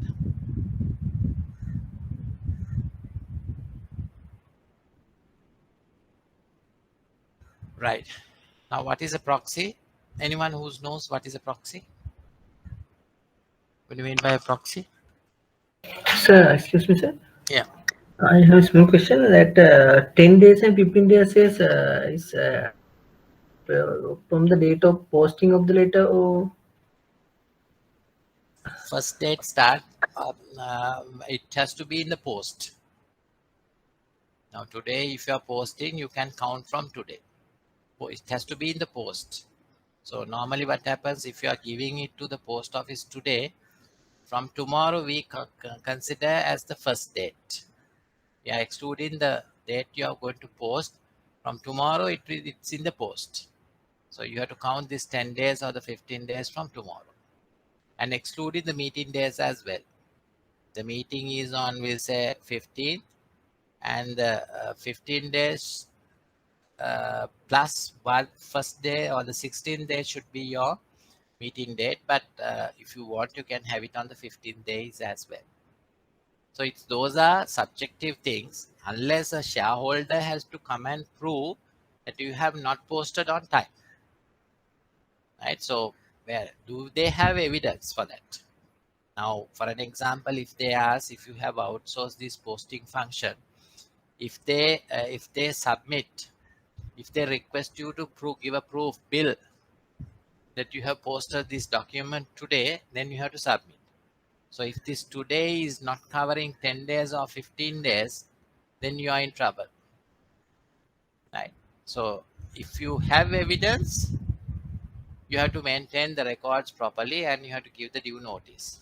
But if you don't have evidence, it's shareholder must prove that you have not posted on time. Okay, so listed entities, they can't do this, right? So they always prior they have to inform when are they going to have the annual general meeting backwards. So all the institutions, financial institutions, listed entities are a little bit careful on this aspect. They send the documents on time without any delay with regard to the dates. Yes. sir, special annual general meeting, general meetings should be 15 days, no? Others are 15. 10. Yeah, 15. Okay, sir. 15 and general resolutions 10 days. Okay, sir. Thank you. Right. Proxy is just a power of attorney. Through a proxy, you can give the authority to another person in his absence, where the proxy holder can come to the meeting and vote at the meeting. So sometimes the principal will mark the required his consent, whether agree or disagree, and request the proxy owner to participate at the meeting, or he can give 100% authority for the proxy owner to mark whatever depending on his uh, uh, thinking what is suitable for the meeting. Now, when you come to interest registers, there is a requirement of interest register as well for companies to maintain a document with the bank or with the company or the all companies, whether it's not there only for the listed entities, it's for all the companies, because it's the provision comes from the Companies Act. This interest register must disclose the interest of individuals, shareholdings, their salaries, their benefits, everything. So if a shareholder comes and requests for the interest register, any company must give this information to the shareholders. They can't say, look here, we don't have the document. It can be either form, whether it's soft or hard form. Still, the company must maintain an interest register. Winding up is the closure of business of a company. So at the time of closing down the business, they have to make sure that simple argument that as far as you are settling all your liabilities, no problem, no issue at all. So that's the concern where everyone is having. So you can use different methods: winding by court, winding, voluntary winding up under the supervision of court. Uh, Most probably it will be the creditors who will take action on that, winding up by court or the supervision of court. Voluntary winding up is no problem as far as you are settling all the dues of the firm. And if you are closing down the business, no problem for anyone. It's a voluntary type of a thing. Company may wound up by court if it suspend business for 1 year. It has no directors, unable to pay debts, just and equitable by court. Now, especially in case if there is a requirement of the company says that you have to have 2 directors in the company, and if one director is dead, what happened to the company? Yes, Amir, any idea? Article says minimum you have to have 2 directors. One director died. Now there is only one director. What happened to that particular company? Should we appoint a new director? Yeah, they have to appoint a new director and continue. Otherwise, the company they can't function unless they change their articles and follow the required procedure. Right. So make sure that sometimes in your customers they might say, look here, there was 2 directors, one director is no more there. Can I continue? Check the articles. What is the minimum requirement? If they until they satisfy the minimum requirement, they can't continue the business. Okay. Excuse me, sir. Yeah. What if there is only one director?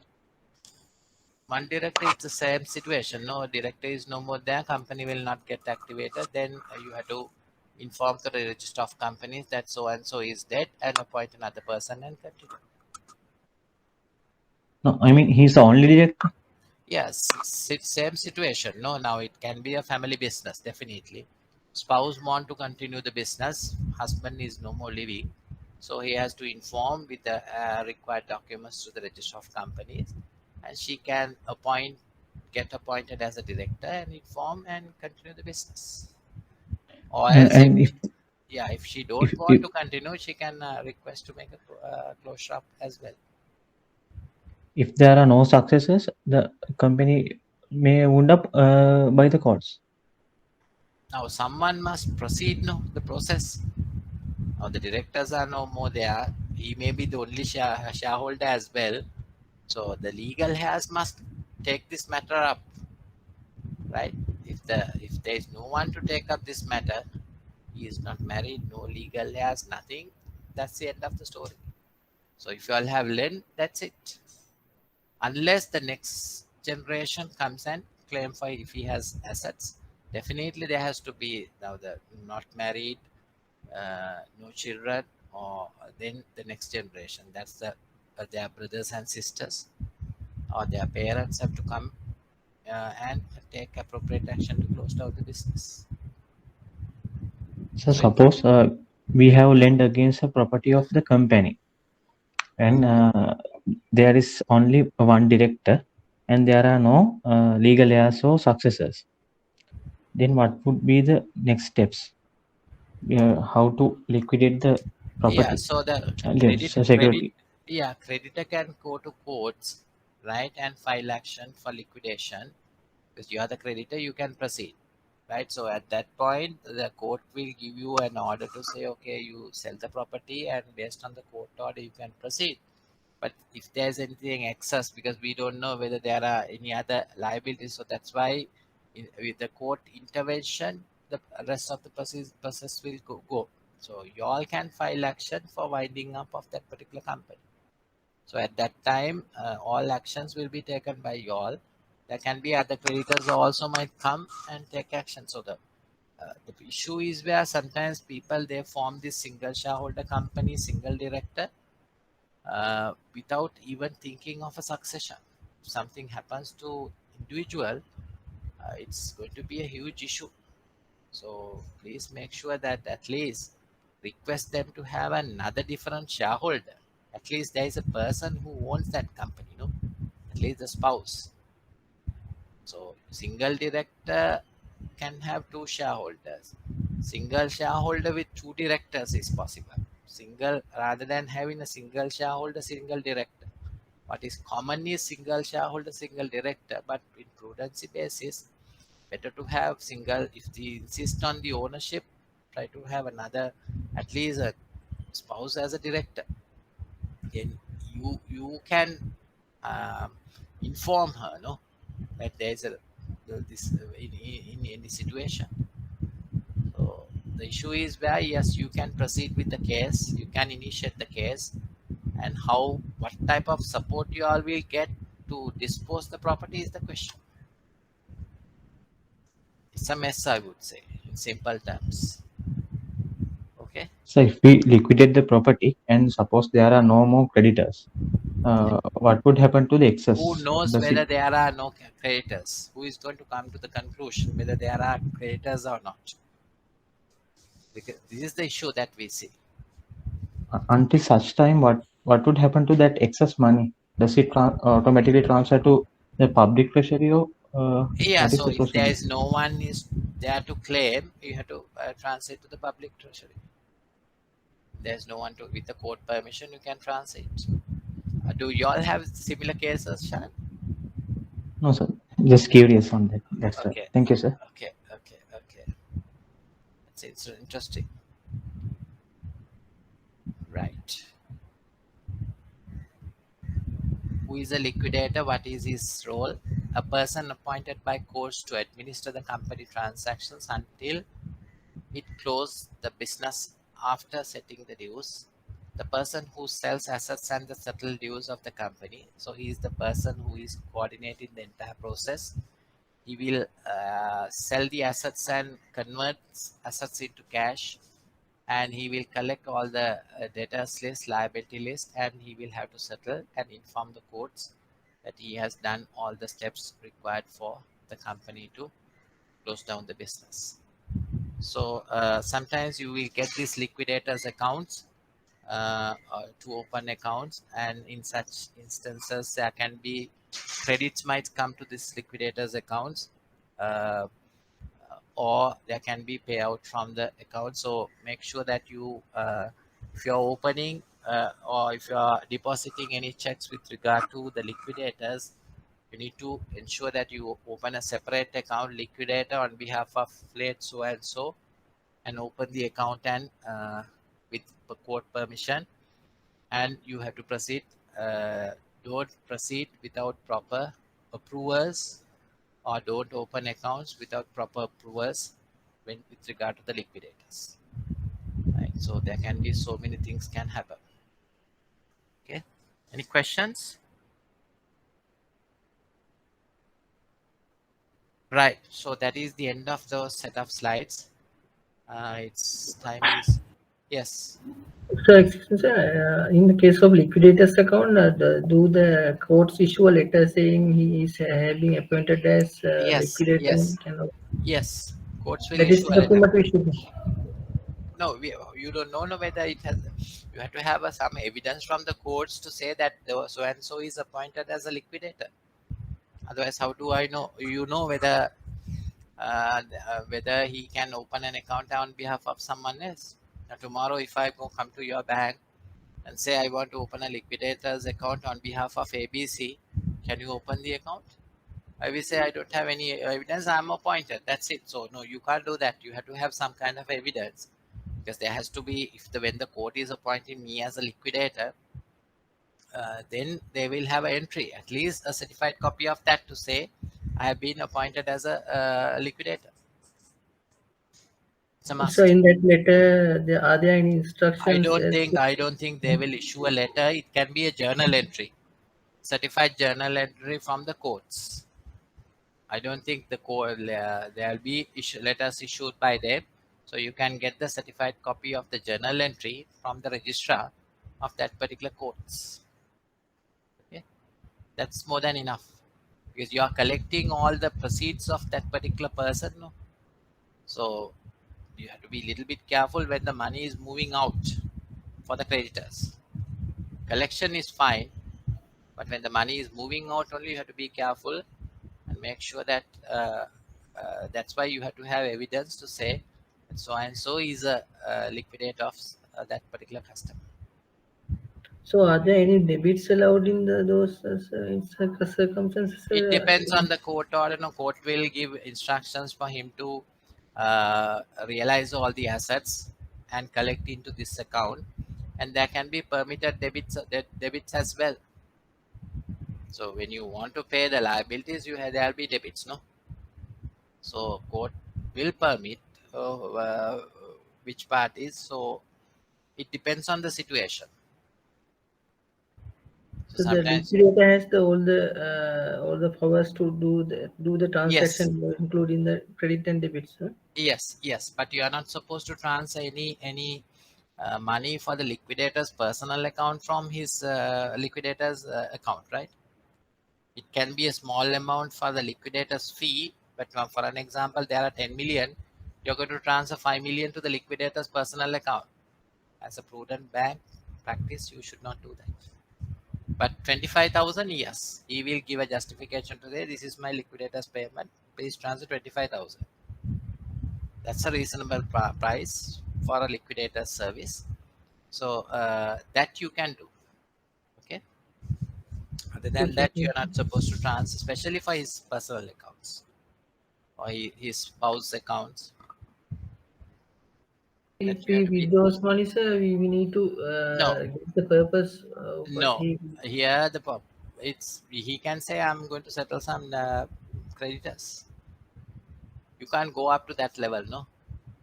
Now, normally the bankers, they ask questions. They ask, why do you want to withdraw? So it's one argument is that's a KYC requirement or the AML requirements. So if I say I'm withdrawing because I want money, that's it. What am I going to do? So here that you can't have any control. He will just say, okay, even he will give you a letter to say I'm withdrawing to pay some creditors. So you have to rely on that information and keep stop. No? You can't ask further questions. No. Yeah, but you can't transfer funds. Withdrawing by using his authority and requesting you to transfer to his personal account is totally two different things. Second scenario, he is trying to get the advantage out of that and he is transferring money. But the first scenario, it can be official purpose, or he can withdraw the money and he can spend. So you can ask the question, no problem. Even if you want, you can get a letter. But we can't control. We can't. We don't know whether he is using the money for the same purpose or something else. No, it's beyond our control. Okay. Okay, sir. Thank you. Okay. So the time is 3:26. Come within 25 minutes. Can y'all raise your questions? What y'all have? Amir, any questions that you had with regard to your operational matters or? Yes, sir. I have one incident. In fact, I wouldn't mind having an opinion. Yeah, sure. It's personal customer's request. Now we have given that particular customer a housing loan in dollar terms. So now he has come with a request saying that he is not earning in dollars anymore, and he wants to convert the balance to the rupee equivalent and to service the loan. So is there any compliance related matter arising out of that, sir, when we have to do that? Yeah, the point is where you have given him a loan on dollars and now we are requesting it to settle it in rupees. So not to settle, sir. Actually, he wants to convert it and to be repaid in rupee terms. Right. to my knowledge, I think you have to get the permission from central bank because you have given the facility in dollar, right? Balance in the sense the outstanding. Outstanding, yes. Yeah. So the point is where already he has enjoyed the dollar facility, no? Right now he is now you're not going to get dollars once again because you will be getting the facility in rupees. To my knowledge, that you need to get the approval from the central bank, giving the reasons without convert. They have issued certain regulations with regard to this as well, if I'm not mistaken. Uh, First, you need to get the permission from them. Did you all check with your compliance officer as well? In fact, yes, sir. In fact, I wrote to the compliance Okay. and I inquired their opinion. So Okay. what they responded was, Mhm. with the guidelines issued by central bank for job lost employees, Okay. you can proceed. That's what they Okay. So actually told then, me. there's no problem if the central bank specifically have given situations where if you can match with that particular situation, no problem. Okay. And so now in operation aspect, so let's see now I have to, so that means I have created the dollar exposure now in Yeah. DBU books. Yeah. So operationally, so what I will have to do is it now I have to create the rupee loan, get it disbursed, and then convert it to dollars and settle the dollar exposure, isn't it? So So then then, you have to convert the dollar rates into today's market rate, no? that's the thing. That's the thing. So now, Yeah. in that case, aren't we like violating? I mean, is other banks are permitted to create dollars? No, you can't. You're not. Okay, you're talking about a book entry type of a thing, no? Exactly. Yes. Yeah. Did you discuss with your treasury as well? Actually, no, sir. No, because we Yeah. thought the customer might not might lose interest, but apparently he's not. He's adamant, and he wants to get this thing done anyhow. Yeah. So why don't you check with the treasury as well, because they are the authority for to handle dollars, no? Because in Yes. current situation, better you get the clearance from them as well. Only thing that you need to get the very clear instructions from the customer, his exact position, whether he has lost his opportunities or lost his job, now he is not earning anything. Because don't do anything without having adequate information, supportive documents from that particular party. Now when you come to foreign exchange type of transactions, we all have to be very careful. Unless you have the adequate information and the correct information, a central bank might come and say, look here, you have violated the rule, right? So therefore you have to be very careful and check with the now you all have a legal department in your organization. Yes, sir. So why don't you give the entire situation, exact situation, along with the documents, and get the compliance clearance, what steps that you have to follow, or compliance or the legal. Yeah. What Okay. I got a legal opinion also. So what legal told was, now since now we have already executed the mortgage bond for that particular residence, we'll Mhm. have to do an addendum to the initial mortgage, Okay. and with that they can proceed. Yeah. So now you want to do the addendum to convert the dollar to rupees. Rupee terms, yes. Yeah. So then it's an additional mortgage addendum to the original mortgage, just to conversion uh, uh, of dollar into rupee. No, that's nothing more than that. It's a legal mortgage. They are, rather than executing a new mortgage, they are going to include an addendum and continue the same original document. So then I'm not asking about that particular point. It's once you convert into rupees, you have to execute a mortgage. In addition, instead of that, they are addendum. That's fine. My concern is not that converting the dollar loan into the rupee is my concern. That is where you have to be very careful. Uh, you speak to the treasury as well. The legal opinion is based on the documents what you have to obtain after that. So the entire process, I think your organization must assist you all in the discussing the entire process on this kind of a issue. Without having clear documents, don't do it. That's my concern. So all of you all know it's a dollar is a huge issue today, no? All financial sector, even I don't know where we are going to end. That is the biggest issue.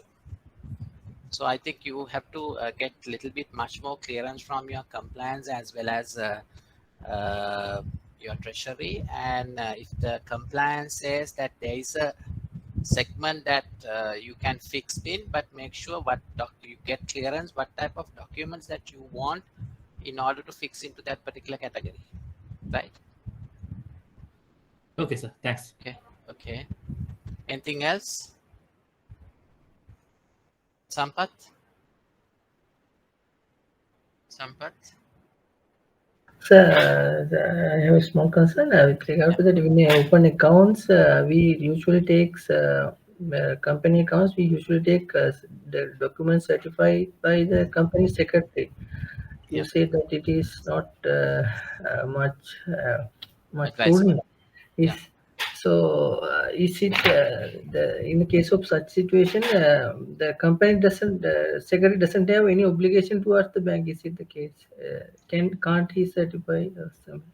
No, normally a company secretary can certify the forms, but what is from a prudent practice, banking practice onwards, we have to ensure whether these documents are filed at the register of companies. Now, if I'm the company secretary, I can say, okay, certified and say it's a true copy, but I'm not giving any confirmation to say that this is a file document. No, I will sign, I will take the original and I will take a photocopy and say this is a true copy of the original. That's it.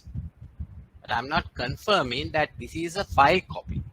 But if you are taking the certified copy from the Register General's Office, Register of Companies, you are 100% sure it's a file copy. So here I'm signing as to say it's a true copy of the original. But if So I'm going to, what yeah, is meant by a file copy? so if I'm giving a confirmation to say this is a certified copy of the file copy, along with stamp duty payment or the fee payment copy certified, there is you get a receipt, no, when you file a document at the ROC, then that's fine. But still there is a gap on that. How do we know whether this document has been accepted by register of companies? Because now in certain instances you file documents but they don't accept. They can say, okay, there is a weakness in document or there is no discrepancy in this document, you have not filed the correct document. So company secretary might say, okay, along with the receipt, he can give a certified copy, but you're not sure whether it's a file. You are getting the copy from the file copy, no? So if you are getting from the register of company copy, you're 100% sure it's a registered copy. So what I said, we are accepting documents issued by the company secretary. He has signed, but not the originals, but signed by the company secretary. Yeah, I know. I can That's understand what you're trying to say, but still, I can create any number of document and I can say this is I have filed. So unless you get that copy from the register of companies, you don't know whether it's a file document or not, no? Or else you have to go to the register of companies and do a search. Once you get the search and if you compare that with the company secretary's certified copy, if you're happy both copies are the same, then that's fine. It's not advisable to get the certified copy from a company secretary or from a lawyer or even from a director. We don't know whether this is filed or not at the ROC and whether they have accepted it or not. In that case, the company secretary does not have any obligation towards that. He has by signing those. No.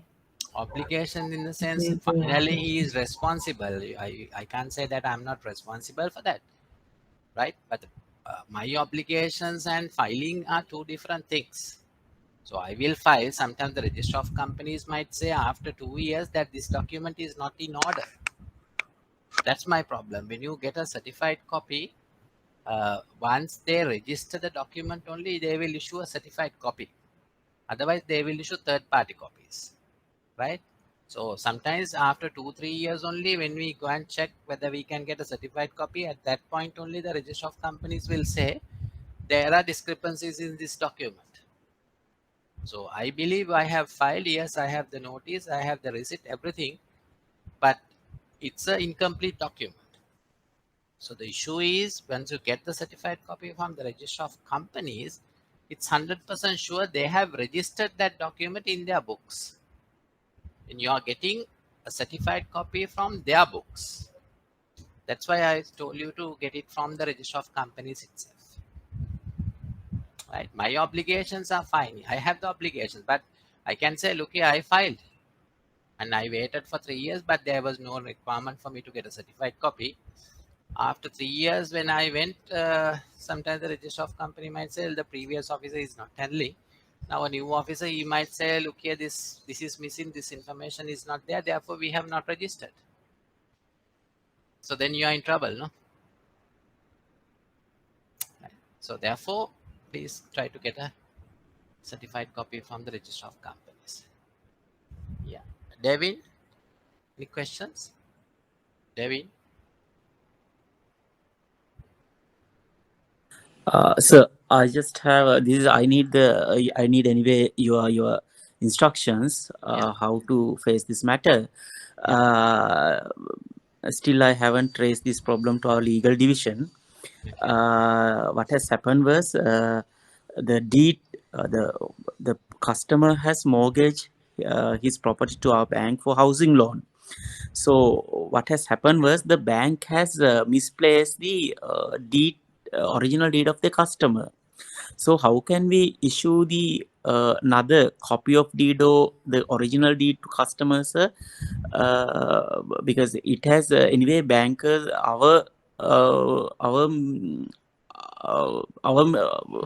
it has lost under our custody. Yeah. So what is the procedures to issue a new deed to the customer, sir? So you have kept his document under your and executed a mortgage. Now the original deed is Yes, missing. everything has finished and now it has gone 5-6 years gone. Uh, okay. Right. So the point is where there is no way that you can give original document for him. What you can do is you can obtain a certified. Do you have a photocopy of that? Is it valid to issue the photocopy No, of? no. I just asked him whether you have a photocopy. Sometimes the legal officer, Yeah. The she, point. How do you know whether he has given the original? Now at the point of yeah, signing the documents only, you get the original from him.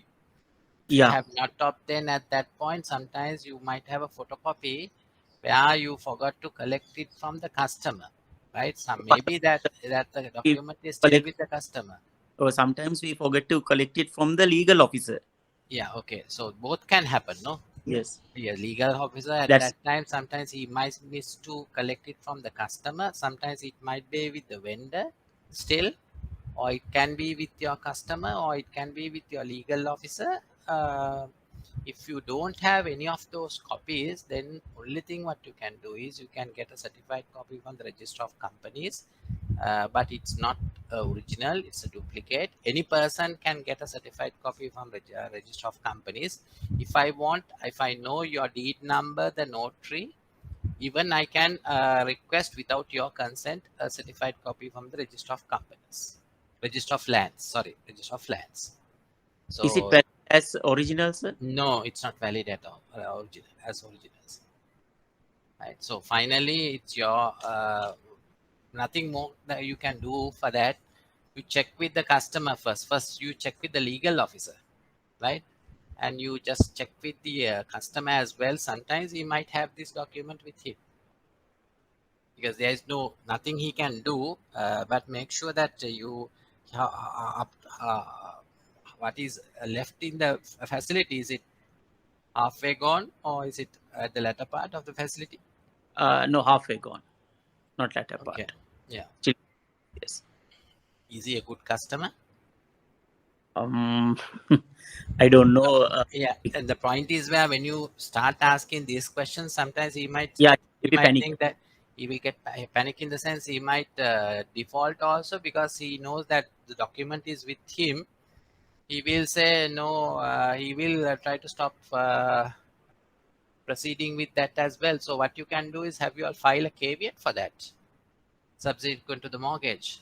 That's why still I haven't raised this problem to my Yeah, legal officer. better you first discuss with the legal officer and check whether he has the document, and better you all file a caveat, because then if he has the original, if they can't go for a subsequent transaction, because then you have some kind of a control. I don't know, sometimes some banks, they don't file caveats. They think it's without the consent of the customer that they are not registering a caveat. Best thing, you get an extract of that particular folio where you have registered your mortgage, then you can see whether there are any subsequent transactions. That's the first point that you have to do. Get an extract of the last transaction where your mortgage has registered, and then you speak to your legal officer and see whether this copy is there. You all don't have any records to say that these are handed over to you all, or no, you don't have that type of mechanism. No, we have, but this has happened. This has Long time written back. 6 years ago. That's the thing. Yeah, sometimes maybe that she or he is also must be having, or he must have kept it in another place. So internally you first check, and only thing, worst scenario what you can do is the only issuing a certified copy, that's it, nothing more than that. Sometimes the customer might say that you need to give a indemnity in case of a loss, that you all have to, bank will have to bear the loss, and then he can go up to that extent.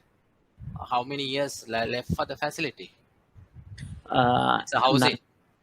Yeah, housing facility for 15 years. Uh, Now already 6 or 7 years has gone. Now another 7 years has to be. so internally first you check, and if the customer is good, you talk to him and see. But misplay, I mean, he will get upset also, because finally it's the original document. When you don't have the original document, sometimes the banks, they ask for the title insurance as well. So better you on behalf of, at your cost, you offer him a title insurance for that particular document, and make sure that you file a caveat, then any subsequent transactions won't take place. If there is a subsequent transaction, they will have to inform you, register of lands. First thing, that is what you have to do. Which land registry? Here, Kurunagala. Right, okay. Right. So these are practical things that happen, unfortunately, which cannot be rectified. That's the issue. Once you misplace the original, and the buyer will not want to take a risk, unless the second, once the second transaction goes 1 day registration, no problem. So then there is no risk actually, right? So if the second person, if he is going to sell his property to the second person and he is willing to purchase, and once his transaction get registered, there is no requirement of a previous deed. So at the time of sale only it will happen. So you all have to definitely, you have to give a supportive document to say that from the bank point of view you all have misplaced, because at least for at that point, for him to sell the property, then the buyer will get to know that it has happened, it's a genuine type of a thing, and it has happened from the bank, not from an individual. Because now if I'm going to say to a buyer, I lost my land title, no one will believe it, no. But if my bank has given me a letter to say it happened from them, and they have misplaced, so from a buyer's perspective, he will be much more comfortable on that particular letter, and he will form the transaction, and he will go for 1 day registration. So I don't know whether he is planning to sell it, or whether he's residential home. So it will take at the next generation. So the problem will come at the point of releasing the documents. Yes. That's what happened. So carefully you have to handle this situation. It's little bit, it's sensitive information, a sensitive problem, because you finally, it's his deed is no more there, no. But don't postpone it as well. At least internally you check everything. So at least then you know that 100% you don't have the document, no? There's no other way for you to rectify. or else you can do a deed of declaration to say that this document has misplaced in addition to the mortgage. So it's some comfort for the party because you all have given a declaration which is registered at that particular folio. So it gives little bit much more comfort for the customer, and you all have accepted the fact as well, right?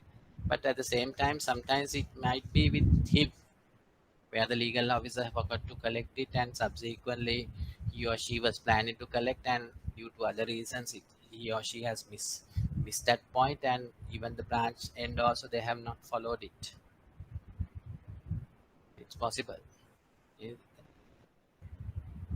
Okay, anything else? Yes. That means from the cost of the bank, can we issue the deed of declaration for the customer? That's what Yeah, you mean? there is no cost actually. You are declaring that this has been mortgaged to your bank on such and such a date, but finally the original was tendered, and you all have misplaced the original, and you can indicate the schedule, and along with in the land registry extracts you can register this. Right? So first, before doing all those things, you have to check with the customer as well. If the original is with them, and if you are filing this declaration, you have be a problem, no? So in order to protect your interest as well as the customer's interest, first thing what you all have to do is you all have to file a caveat and protect, and then start searching, get the extract, and see whether there are any other subsequent transactions. If not, file a caveat and discuss with your legal as well what they can do. You all can execute a declaration, and then before filing the declaration you discuss with the customer and see whether he can find the document, whether he has the document. If not, you all say that we'll give a declaration to that effect at the point of releasing the documents, and subsequent to your caveat you all can file the declaration in the land registry books. But if the document is with him, don't file it, but filing the caveat you all can do at this moment in order to protect your interest as well as the customer's interest, right? Is it clear? Yes, sir. Yes. Okay, right. Any other questions?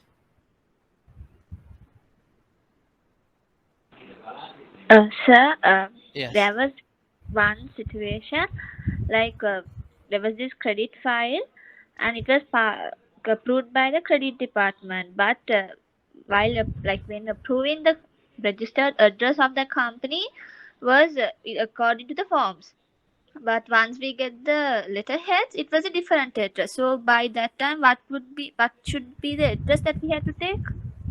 No, you have to take the address which are there in the register of companies document. It can be the business address, a business registration address, and their branch office address can be too, right? So when you are issuing documents with regard to the company, always you have to address to the registered address at the register of companies books, not to their business address. So I can have my home as the registered address. I can have my business in a separate place, a rented place. Don't prepare any document for the rented place. You prepare all your security documents, offer letters, everything to my business address, which you can get it from the register of companies in case of a company, right? So yeah. So then that can even in a letterhead there can be two different addresses, no? Yes. Letterhead is where I do normally what happens is letterhead can be used any place where you are doing the business, right?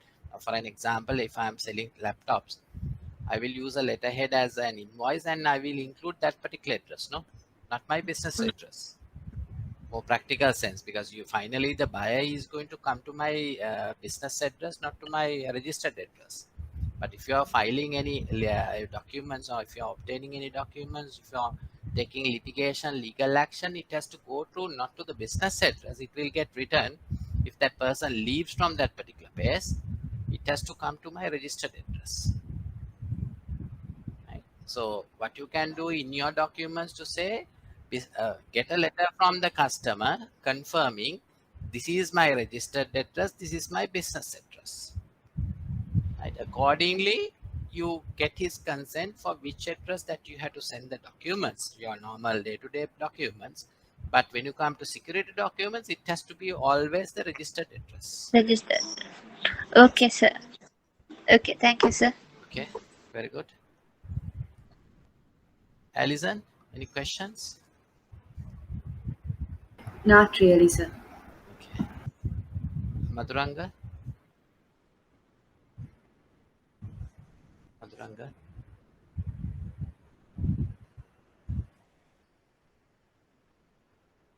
Kumara?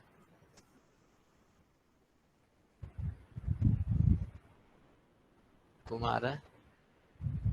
These bankers are not talking. Why? Normally what happens when you come to lectures, this is an experience that I'm exercising. Most of these mics are not working, right? Students say, our mics are not working and their cameras are not working, right? But it's a little bit funny to see ask those answers, but finally that is the answer. My mic is not today, my mic is not working. But they are using all these sophisticated high-end phones. Yes. So there was Yes, Deshan. there was one, like, it's not like I'm just asking. Yeah. We had this subsidiary, like we had a company again a loan. It was for a machine, like what we did was we took a pledge also as well as a corporate guarantee. And then there was this credit comment saying that all the all the directors should be as taken as guarantors. So isn't it like too much security? Because there's two pledges, a corporate guarantee. The mother company was taken as a corporate guarantee, and board of directors were taken as personal guarantors. So you have taken 3 securities. Yeah, actually there was two pledges also. Okay, so you have taken the pledge document, you have taken the corporate guarantee, you have taken the personal guarantee of Guarantors. 2 directors, not all. Yeah. Actually, it was said the credit comment was like to take all the guarantors, but then we only took 3 guarantors. So Three now, 3 directors. yeah, when you are what you have first thing what you have to see is what is there in the approval, right? There's a facility approval, no? So if the approval says the personal guarantees of all directors, you have to get the personal guarantees of all directors. If you have taken only 3 means that personal guarantee is no more valid, right? Because offer letter says for all directors, and if you have only 3 guarantors have signed, that means that the guarantee is not valid at all. What happened was our system was there were 6 guarantors in that. So the main issue was we could not enter into our system all the 6 guarantors. So I think and the corporate guarantor, so there were 7 guarantors. So in the system only 5 was allowed to put. Then we went through the main credit committee and then we got the revised credit comment. So this is the internal comment or the central bank comment? Internal. Yeah. So what do you mean by entering into a system in the sense? Like in our normal system. Okay. Like now here the guarantee means you have to get a physical document, no? Yeah. So like how many are there in that physical document? The thing is that we actually enter into our system also, like the computer system. In that we could not enter all 6 no, that's along fine. with the corporate. Yeah, that's fine. That's your personal thing, no? That's your bank issue, no? I'm talking about from the customer's perspective. Have you all taken all 7 guarantors' signatures on that particular hard copy? Then actually no, we took a we went to the credit committee again, like the and then they revised the credit note again, like the credit comment. Okay. So then that means what is your document is in line with the credit comment. Yes. However, we took according to the credit comment. We went and took it, like we revised the credit comment again. Yeah, It so was a maybe, family business. It okay, was a so family business. right, so maybe that your or whoever the officer who made that comment have missed the credit comment what you have got. So what you have to do is just inform that you all have amended the credit comment, or you have got approval for the latest or to get 5 signatories, and you all have done accordingly. So the point is, where now if the offer letter, you have to see what is there in the offer letter as well, which you have given to the customer. If the offer letter says all directors of the company internally changing because of your system is your problem, but you can't make any of the directors personally liable for the facility. So then you have to go for amendment of that particular offer letter as well, and get the parties' signature as well. Right? If the offer letter says all directors of the company, and if you are taking 5 means, your guarantee bond is no more valid. So it's in line with the offer letter, no? You have to be in line because already you have issued the offer letter. No? Yeah. Now, for an example, if that party is going to default, you will say that you have obtained a personal guarantee of 5 directors. They will show the offer letter and say, look here, the offer letter says all directors, and at the time of obtaining this facility, there were 7 guarantors. Therefore, this document is null and void. So always you have to see what is there in the approval. In line with the approval only you can issue the offer letter. Right? Okay, sir. Thank you. As you said, yeah, it's little bit too over loaded with securities. Now, sometimes the banks, okay, it depends on the exposure as well. Now, if you have the pledge document, normally a pledge document, you have to get the director's guarantee as well, along with the Yeah. pledge document. You have to create the joint and several liability of the directors. That is why you take this joint and several guarantee of the directors.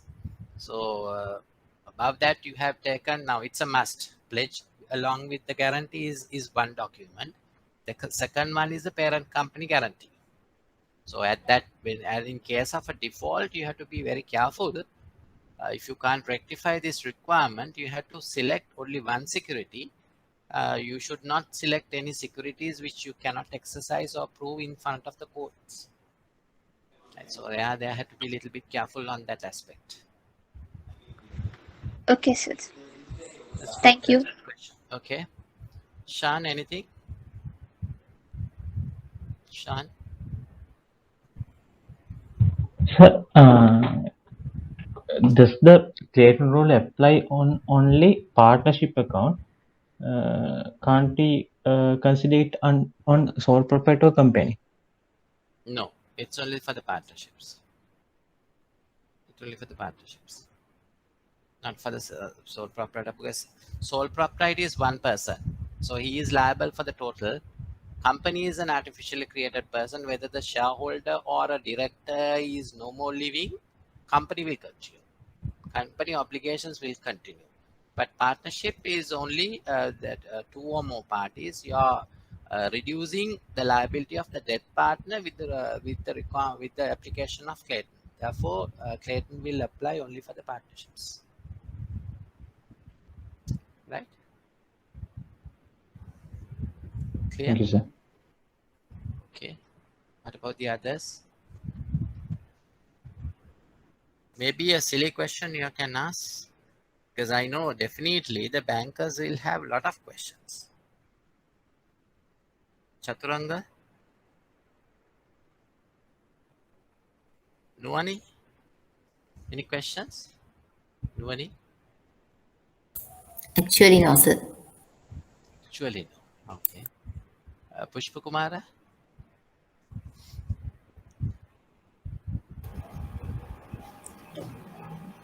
So I have a question. Yeah. After granting a loan to the company, there is a process to register it in company register.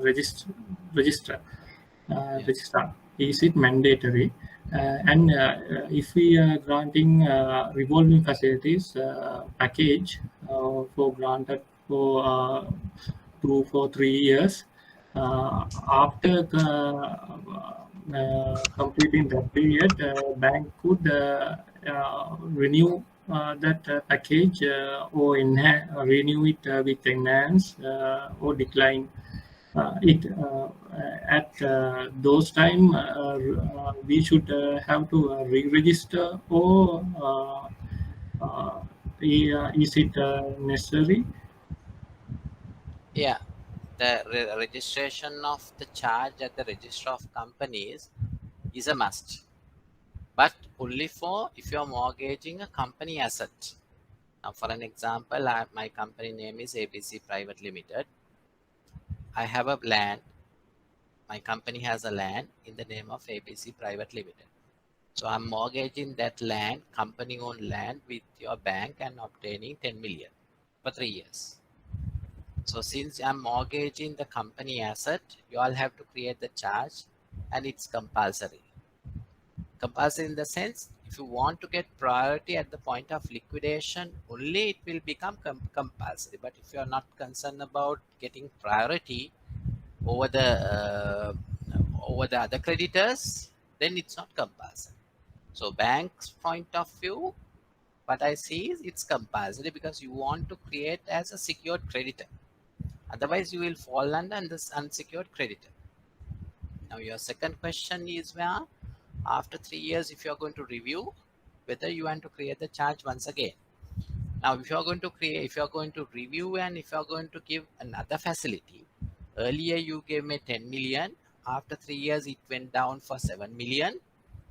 And now if you are going to top out that particular facility, top up that facility, and once again, if you are going to give 10 million total package, you don't have to create the charge. But if you're going to exceed the 10 million, and if you're going to consider me another additional 5 million, now the total liability is 15 million. For the new amount, you have to create a charge as well.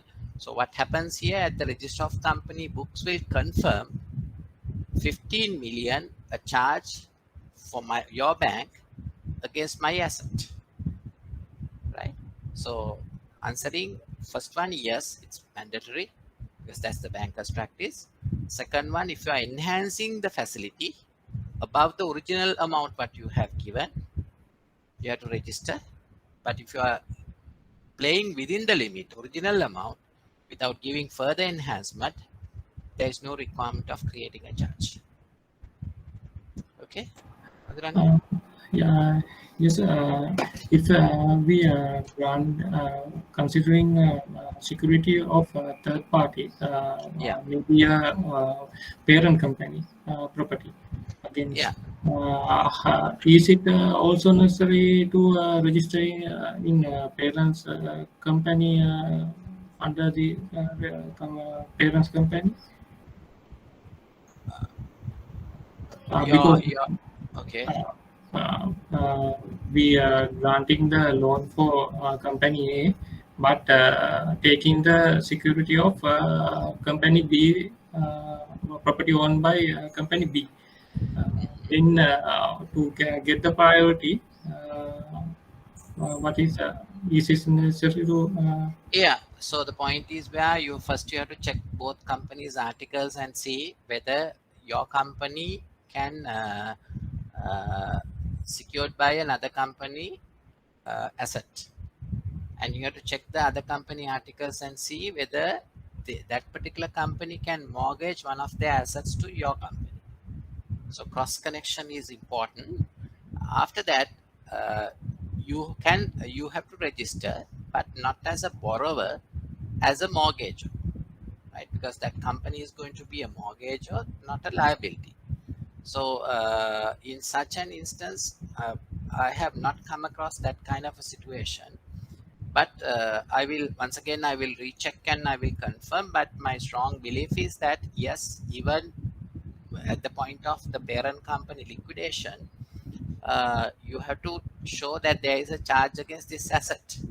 If you want to create that charge against that particular asset, you have to register at the register of companies under their company, not under your company. Then when you are filling this form 10, you have to state that this company is a mortgager, not a borrower. So as a mortgager, they have mortgaged their property to your company. So first thing, you have to check that both articles and see there are provision. Second thing that you have to inform them, we are going to charge the register at the register of companies, not as a borrower, as a mortgage. That's a very good question. I have not come across that kind of a situation or that kind of a question. It's a very good question, Madhukar. Thank you, sir. Okay. Any other questions? Yes.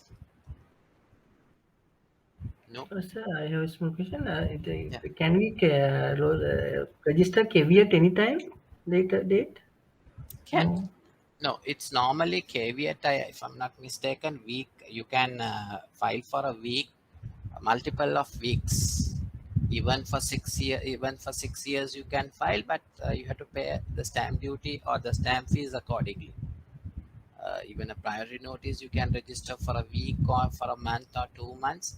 But the point is where once you when you register for a longer period priority notice, and if you are not continuing the transaction, it will reflect until that is get automatically expired. That party will not be able to do anything.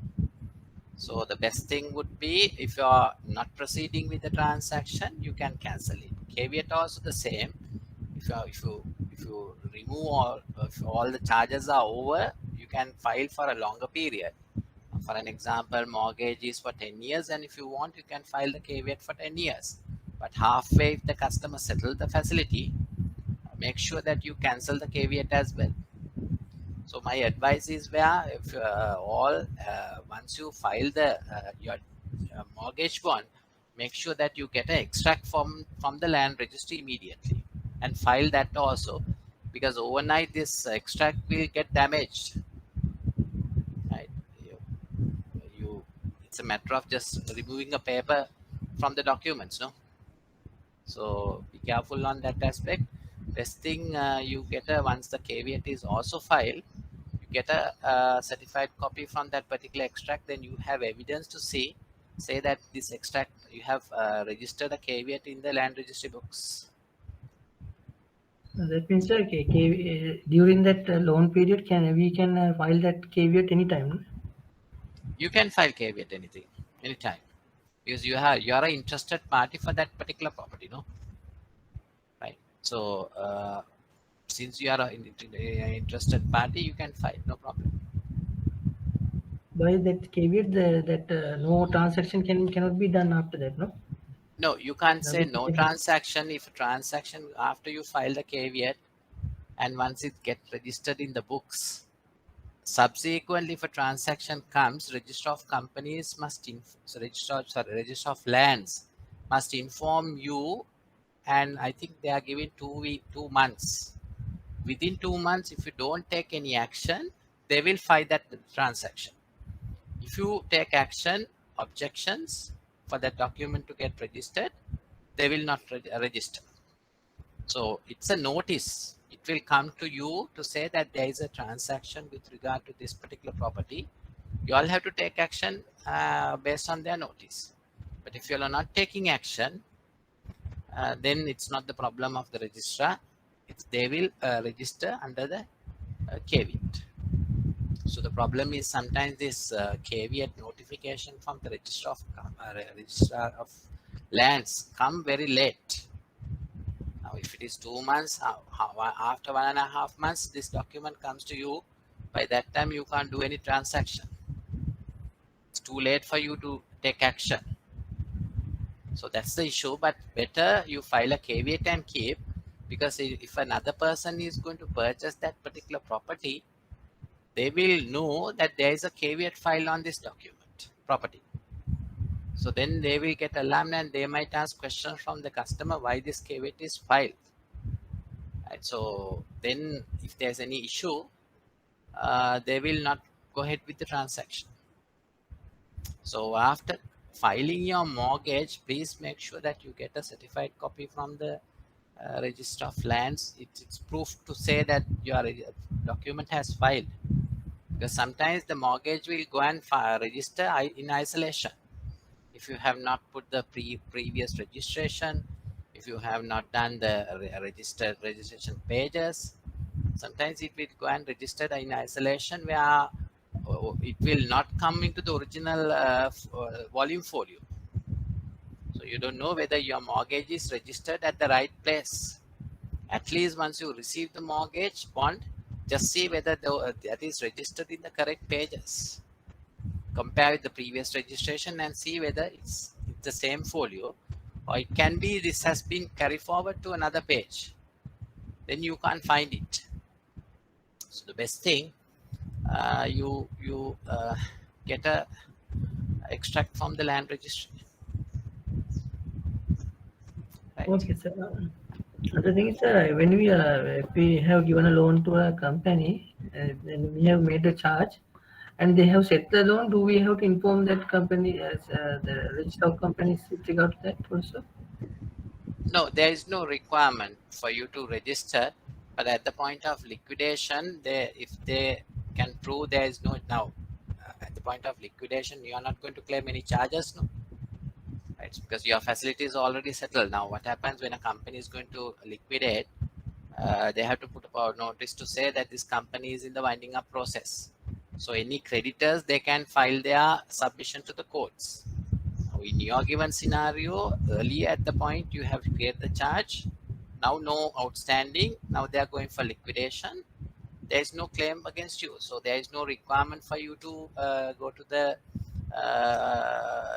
courts and file your claim, because already the customer has settled the claim. There is no process of cancelling the charge. That means we don't have to inform the register of No, companies. no, no, no. What you normally do is, when you, if there's a mortgage, you give a letter to say there is all obligations are settled. There is no obligations on behalf of the bank. You give a letter along with the mortgage bond. So if the customer requests, in case of the register of companies also, you can give a letter to say we have no obligations over this facility. Whatever the charge that we have created is fully settled by the customer. So then that document in future, because the issue is where now after 5-10 years only the customer will come and ask these documents. So after 5-10 years, these situations will change and the requirements will change. So at that time you have destroyed all your documents, you don't have any documents. Better you give this document now itself after consulting your legal department. Currently there is no requirement. Currently there is no requirement. There is no impact for the company also. Everything is settled because you release the mortgage bond. Along with the mortgage bond, you give a letter. So that's more than enough. Okay, so the thing is, if for a let's say for a mortgage or for a loan obtained by a company, if the only two, say, if there are more than two directors, but only two directors have signed, so only those are responsible, or all directors are responsible if they have given only personal guarantee? Is it only under common sale? Yes, under common sale. So no problem. Normally a common sale, either two directors or director and secretary can sign. So they are signing on behalf of the company, right? It's normally what happens is the common seal is the signature, two directors or director and secretary is just witnessing. So the signature is the common seal. As far as the signature is there, it doesn't mean only two directors have signed, others are not responsible. They are signing on behalf of the company. So all directors are responsible, but not personal, right? If you have not taken the personal guarantee, they are not responsible personally. They are responsible as a company director. That's it. So if the company is going to default, you can't claim that money from directors personally. If you have taken a personal guarantee only, you can claim. Okay. Okay, sir. Okay, thank you. Right. Good. Anything else? No.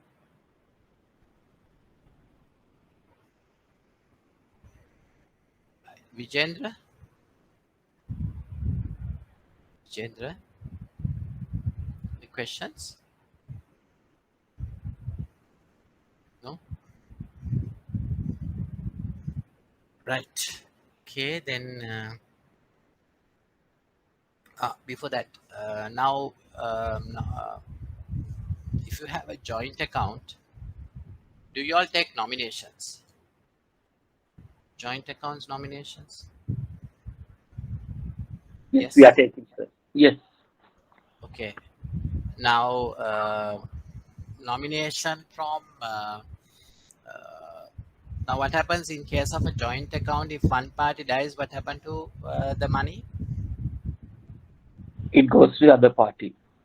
Survivors rule, right? Yeah. Now, how are you going to affect this nomination if you have taken a nomination for the joint account? We are asking to renominate it, sir. Under the, Renominate it. yeah. So you're getting the nomination form from both parties or from one person? When it's open as a joint account, Okay. at that time we are asking the nomination, then both have to sign on the nomination. Okay. Okay, then one party dies, Okay. we are convert that account into another the other party's name, the sole name, Okay. Okay. individual name. Okay. So at that time we are asking from the other party, okay, now this is your this is comes under your sole name, your individual name, so you have to renominate it again. Okay. Based on that, he or she might be nominate even the previous party or the other one, the new nomination we are obtaining anyway. Okay. Now, initially they start as a single account, and subsequently, if, he or she has given a nomination. Subsequently, you make it a joint account. Then what happens? Originally single account, he or she has given a nomination. Subsequently, you get another party as a joint account holder. Now, what happens here? So again, we have to obtain a new nomination. Yeah. So okay. Signatures both parties. Right. Right. Right. That's good, because the issue is where there are certain instances where the joint account holders, the nomination is taken from only from one person. So then the survivor rules will be the more powerful at that time. Then the amount goes to the survivor. Then there is a question, because the issue is where it can be the main person and a weak person. It can be a husband and wife. Wife is a housewife, where the nomination goes to a child, right? So there can be a battle between the child and the mother in case of a death. So if you all are taking the nomination, as you said, from both parties at the inception, right? In case of a death of one person, you have to get the renomination, then there is no problem. But please make sure, if the nomination is given to a third party, you all have to be very careful. Unless you have not taken, if you have taken the consent of both parties, fine. There can be situations where the main party has given a nomination to an outsider, where the spouse is a joint account holder, right? Then at that time you will have a problem whether you are going to give it to the survivor or to the nominee. Definitely you have to give to the survivor. Then the nominee might go to the courts and say, look here, you have not followed the nomination. So better not to give a nomination in that kind of instance, rather than having an incomplete nomination and you're getting into trouble. Like most of the bankers, these problems, they create their problems because they take halfway documents. So your approach is right, perfect. You're following the right direction, because both parties give the nomination, and subsequently the surviving party is going to give the fresh nomination, right? But be careful, if the nomination is given to an outsider, even in such an instances, not a family member, there can be issues. So don't get into trouble, because sometimes the bankers, they want to help the customers and they fall into trouble uh, uh, from these type of issues. That's good, right? So in case of joint accounts, that nomination is valid. Is it valid? If it is given to a third party, Why not? because Why not? the surviving party is the eligible for funds. No? Yeah, that's right. So that if you don't get the nomination properly, then the question will come whether you have to give it to the survivor or the nominee. Bankers' practice is if in case of a joint, it should go to the survivor. So then there is a battle. If you have taken nomination only from the dead person, then the survivor might say this is my money, and there is a nominee will say that this is my money, right? So there were a lot of concerns in the past as well. Different banks, they had this issue. So if you are taking the nomination, take it properly from both parties, right? Uh, but if the nomination, if you are taking from one person, you have to be very careful. If So it if is out, both have signed, both if has both signed, have, yeah, even both has signed. Simply what happened, now in case of a third party, nominee is a third party, there can be a issue, right? Even both has signed, then the survivor might say, okay, I want the money, and the nominee might come and say, I want the money. If both parties that it's fine, then automatically money goes to the third person. But if one person is living and the other person is surviving, and there can be a battle, I'm talking about a thing that can happen, right?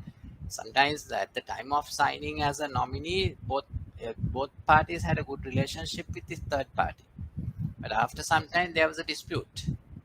Main person is no more living, and the survivor will say, no, I'm not going to give this nomination, but the nominee might say, even this person has nominated me also. So yeah, don't create any complications out of this, right? Make sure that it has to be very simple, and don't, when you are taking a nomination for joint accounts, make sure that you take a properly drafted one for that, rather than using the standard. A lot of bankers, they use the standard format, not customizing to the requirement. So then when you go through, it's totally a different type of a document where your rights are not protected. So you can take a nomination, as he said, but make sure that you are, if it is within the family, no problem, but if it is outside, you have to be a little bit careful. We don't know what type of a person, what type of problem will come after some time. Because I recently, there was a case where uh, I think there was an old gentleman, his wife was not looking after, and he was looked after by a niece or some grandchild, yes. So this gentleman has given his nomination to this grandchild.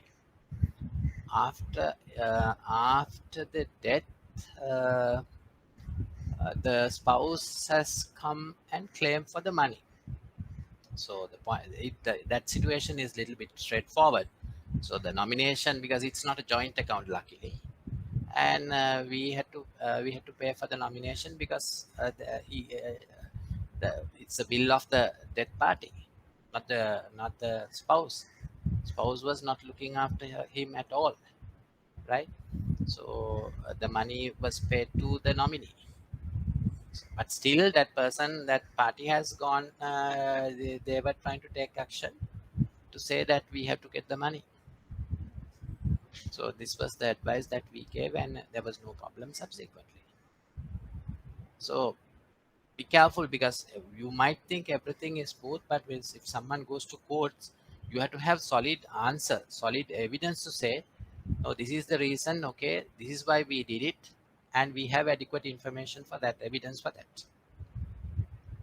Okay. so in case of that joint account, with both parties have signed, but the nominee is a different person, it's a third party. So Yeah. if one party has died from the joint account, so to whom we are giving to the nominee You have to funds? give it. You have to give it to the survivor. Survivor is the most powerful person. But if the nomination document has gone to the nominee, he might try to claim also. What you have to do is you have to give to the survivor. So in such case, that nomination form is not valid, no? Yes, because he can't claim Yeah, it. yeah, you can the nomination form. If the both parties dead, nomination form will be effective. If one party is dead, it will go to the survivor. Yes. Okay, so So it might create a new situation where at that time only we have to handle it. Okay. Right.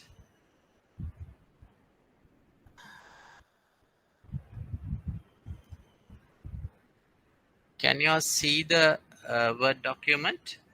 Excuse me, sir. Yeah. Yes, go ahead. Sir, where the customer is died and if we have the last will of the died party, how we gonna act? How we gonna get the letter of probate? Yeah, Should so we first, have to yeah, submit the no, no, no. The last will, if the last will is given to one of their legal heirs, they have to prove in court of law and get the probate. You all don't have to do anything, right? When you get the if you want to get the information that so and so is not living, you can't do any transactions. Simply, you can't allow any debits, right? You can allow any credits to that account because it's a benefit for the deceased person and the legal heirs. So if spouse says, okay, there is a last will given to me, they have to take it to the courts and prove and get the probate and get whatever the money is in the party's accounts, right? That's the process. So you don't have to do anything. Let them handle. Let them go to courts and because the last will have to be proved by the courts. Otherwise, the last will is not effective. So when the last will get approved, only you will get the probate and they will get the probate and they can proceed on the rest of the assets of the deceased person after settling the liabilities. So until such time, you have to seize the account. You can accept any credits, but you are not permitted to pay out from the account. No debits permitted. so the letter of probate should directly come to the bank or come with the executor? No, it doesn't matter because no, there is no requirement. The bank, why the letter of probate? There is no requirement. It should come to the bank. You all are not taking any action because there can be other banks as well. You might be having deposits so through an executor. So they will appoint an executor and they will issue the probate for the executor. So as far as you have evidence to say that this is the letter of probate issued for this deceased person, and based on his last will, it has been approved by the court. That's it. So he can have different deposits in different banks. No, there's no requirement. It should come into your bank name. Why? Why are you asking that question? Just to know, sir. Just to know. Okay, right, fine. Yes, thank you, sir. Okay. Can you all see the assignment? sir, I have a small question. Yeah. In case of administrator, if the administrator has been appointed, so he can withdraw all these account of transactions can be done by him or her, no? The administrator.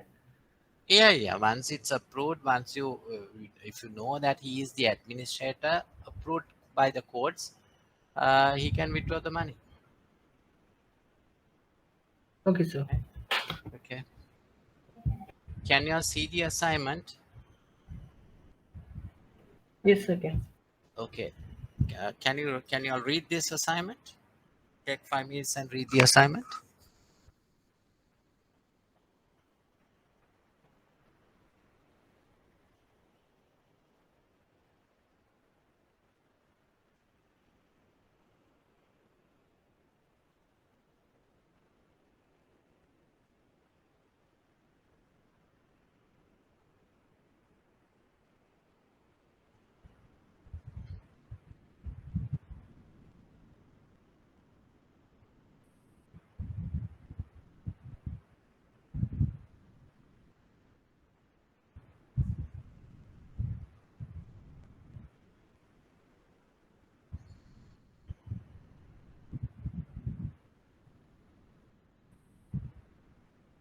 Done?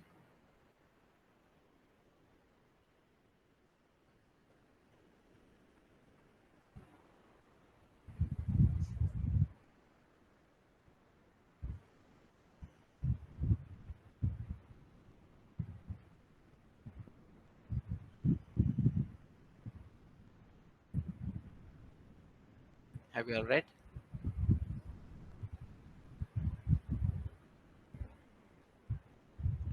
So the question says, governance is the way you run the business.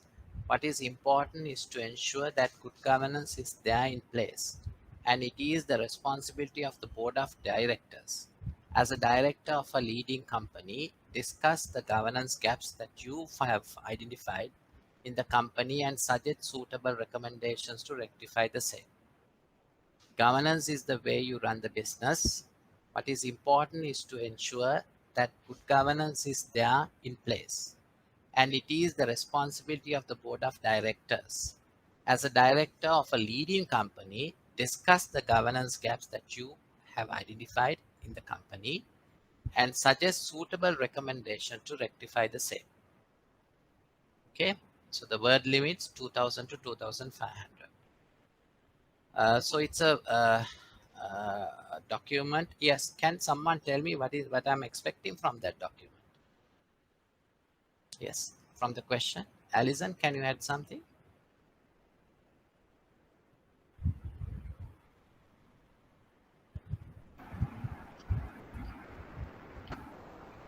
Your expectations? Do we Yeah. need to disclose a company or anything? Nothing like that. Just from a hypothetical point of view, or Yeah, you can. There is no requirement. The question says that you are a director of a leading company and you have found some gaps in your company. So you need to give recommendations to overcome those gaps.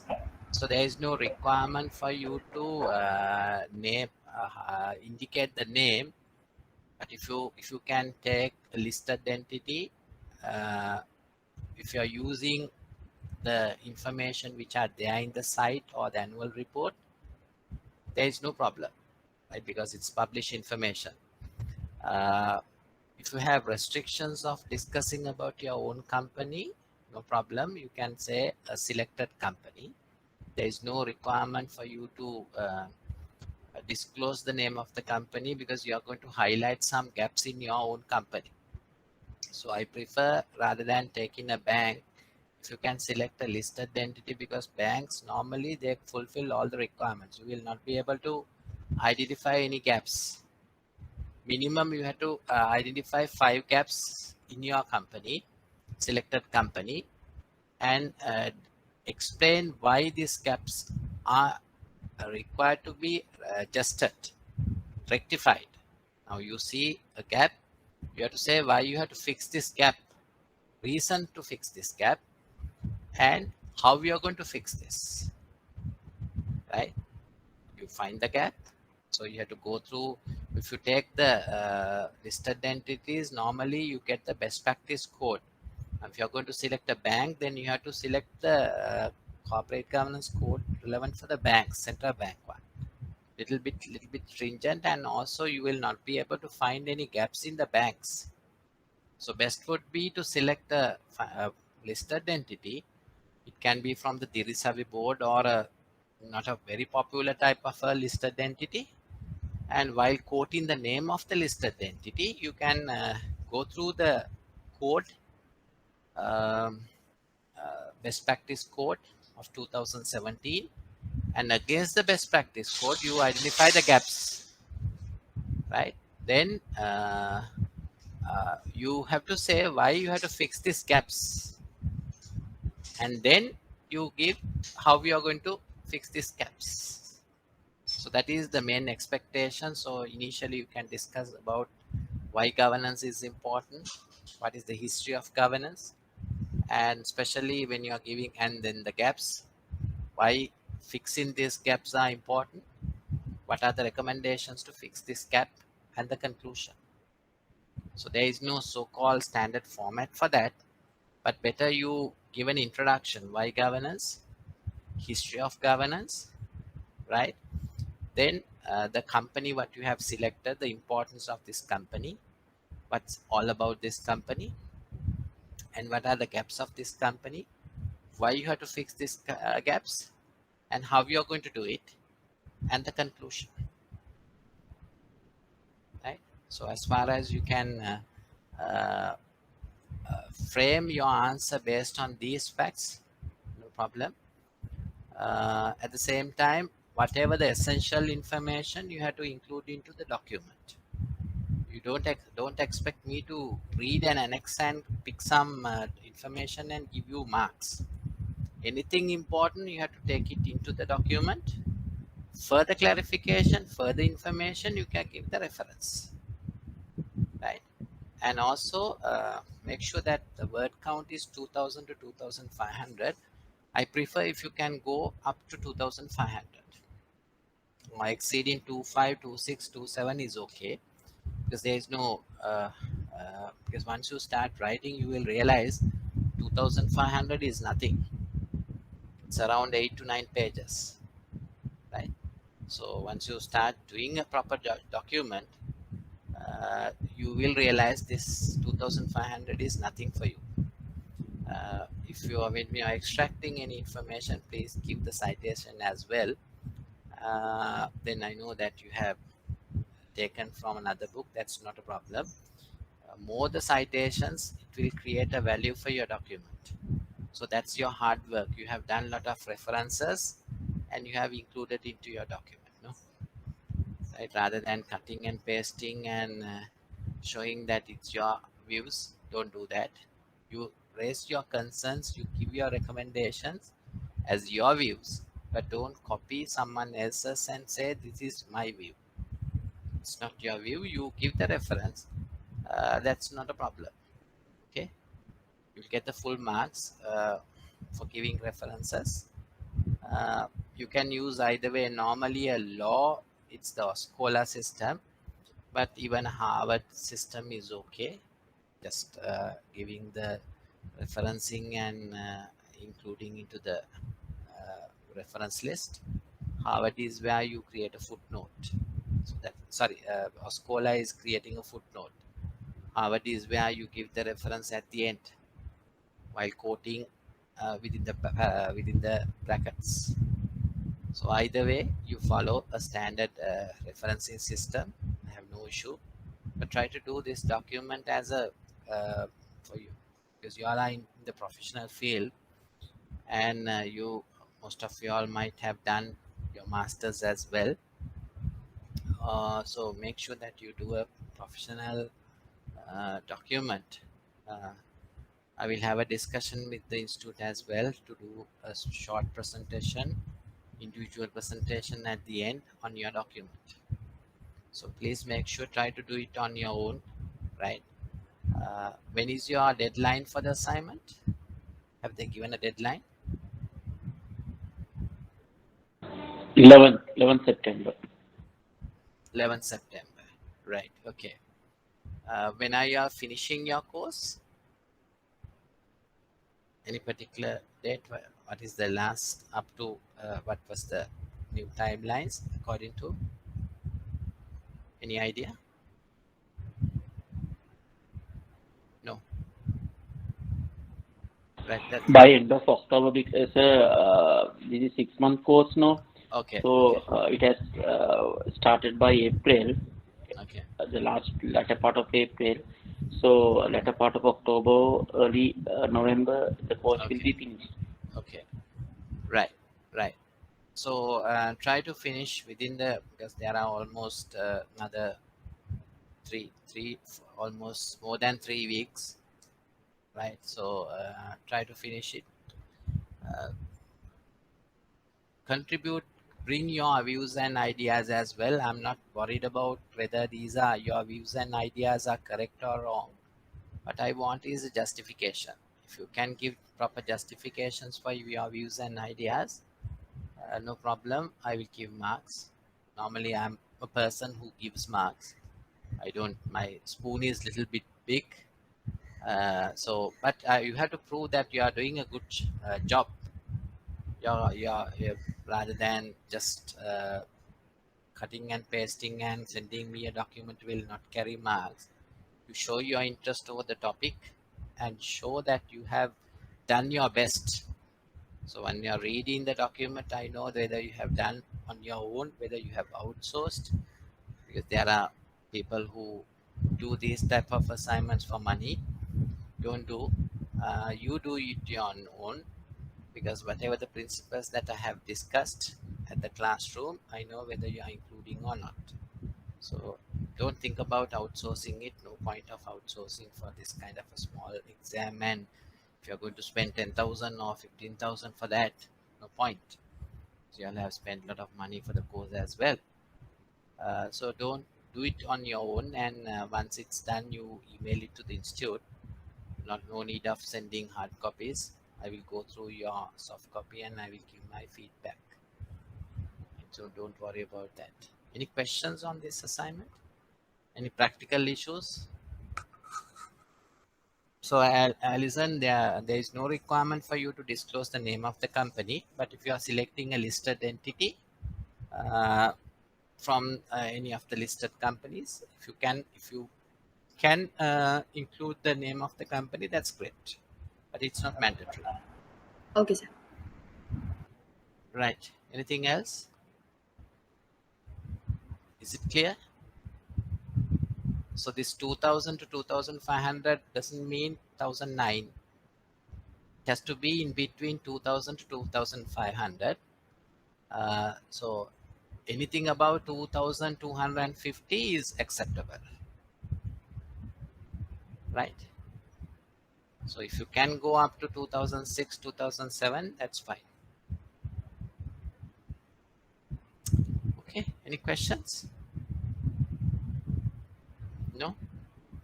Can you all handle the document assignment? No problem. If you have any questions, please raise.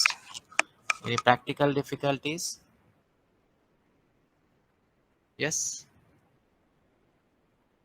No? So in this case, we can discuss common issues relating to company, right? No, it's a corporate governance issue. Yeah, corporate relating to corporate governance, common issues. Yeah, no problem. Just try to code the section as well, best practice code section, and just explain what is there in the company. That's how you have to find a gap. There's a code has stated something, your company, selected company, is not fulfilling that. So that's a gap. Right now, for an example, if the code says there is a requirement of having an audit committee, but your selected company doesn't have an audit committee. So that's a gap, right? So you found the gap. Then second point, it has to be, you have to say why this fixing this gap is important. What is the role of the audit committee and why it's important? Then how to fix it? Forming audit committee with the required composition. That's it. So you need to go through the rule and then compare your company, and then only you will realize, no, if why I told you to take a listed entity. Normally the listed entities, they have this corporate governance code, not the code, the report. So from the report you can find the gap. So one step already done, it's there in the listed entity. So if you are selecting a small company, you can straight away, the report will give you the gaps. So then it's a matter of you to justify why you had to fix this gap, and then how we are going to fix the gap. Okay. So if we selected a company, sir, if we mention the name, we can say that this is for academic purpose only. That's such, Yeah, no one is going to publish this today, right? Only you will, only I will know. That's it. I'm not going to share any of your documents with anyone. Don't worry. From my end, I will ensure 100% confidentiality.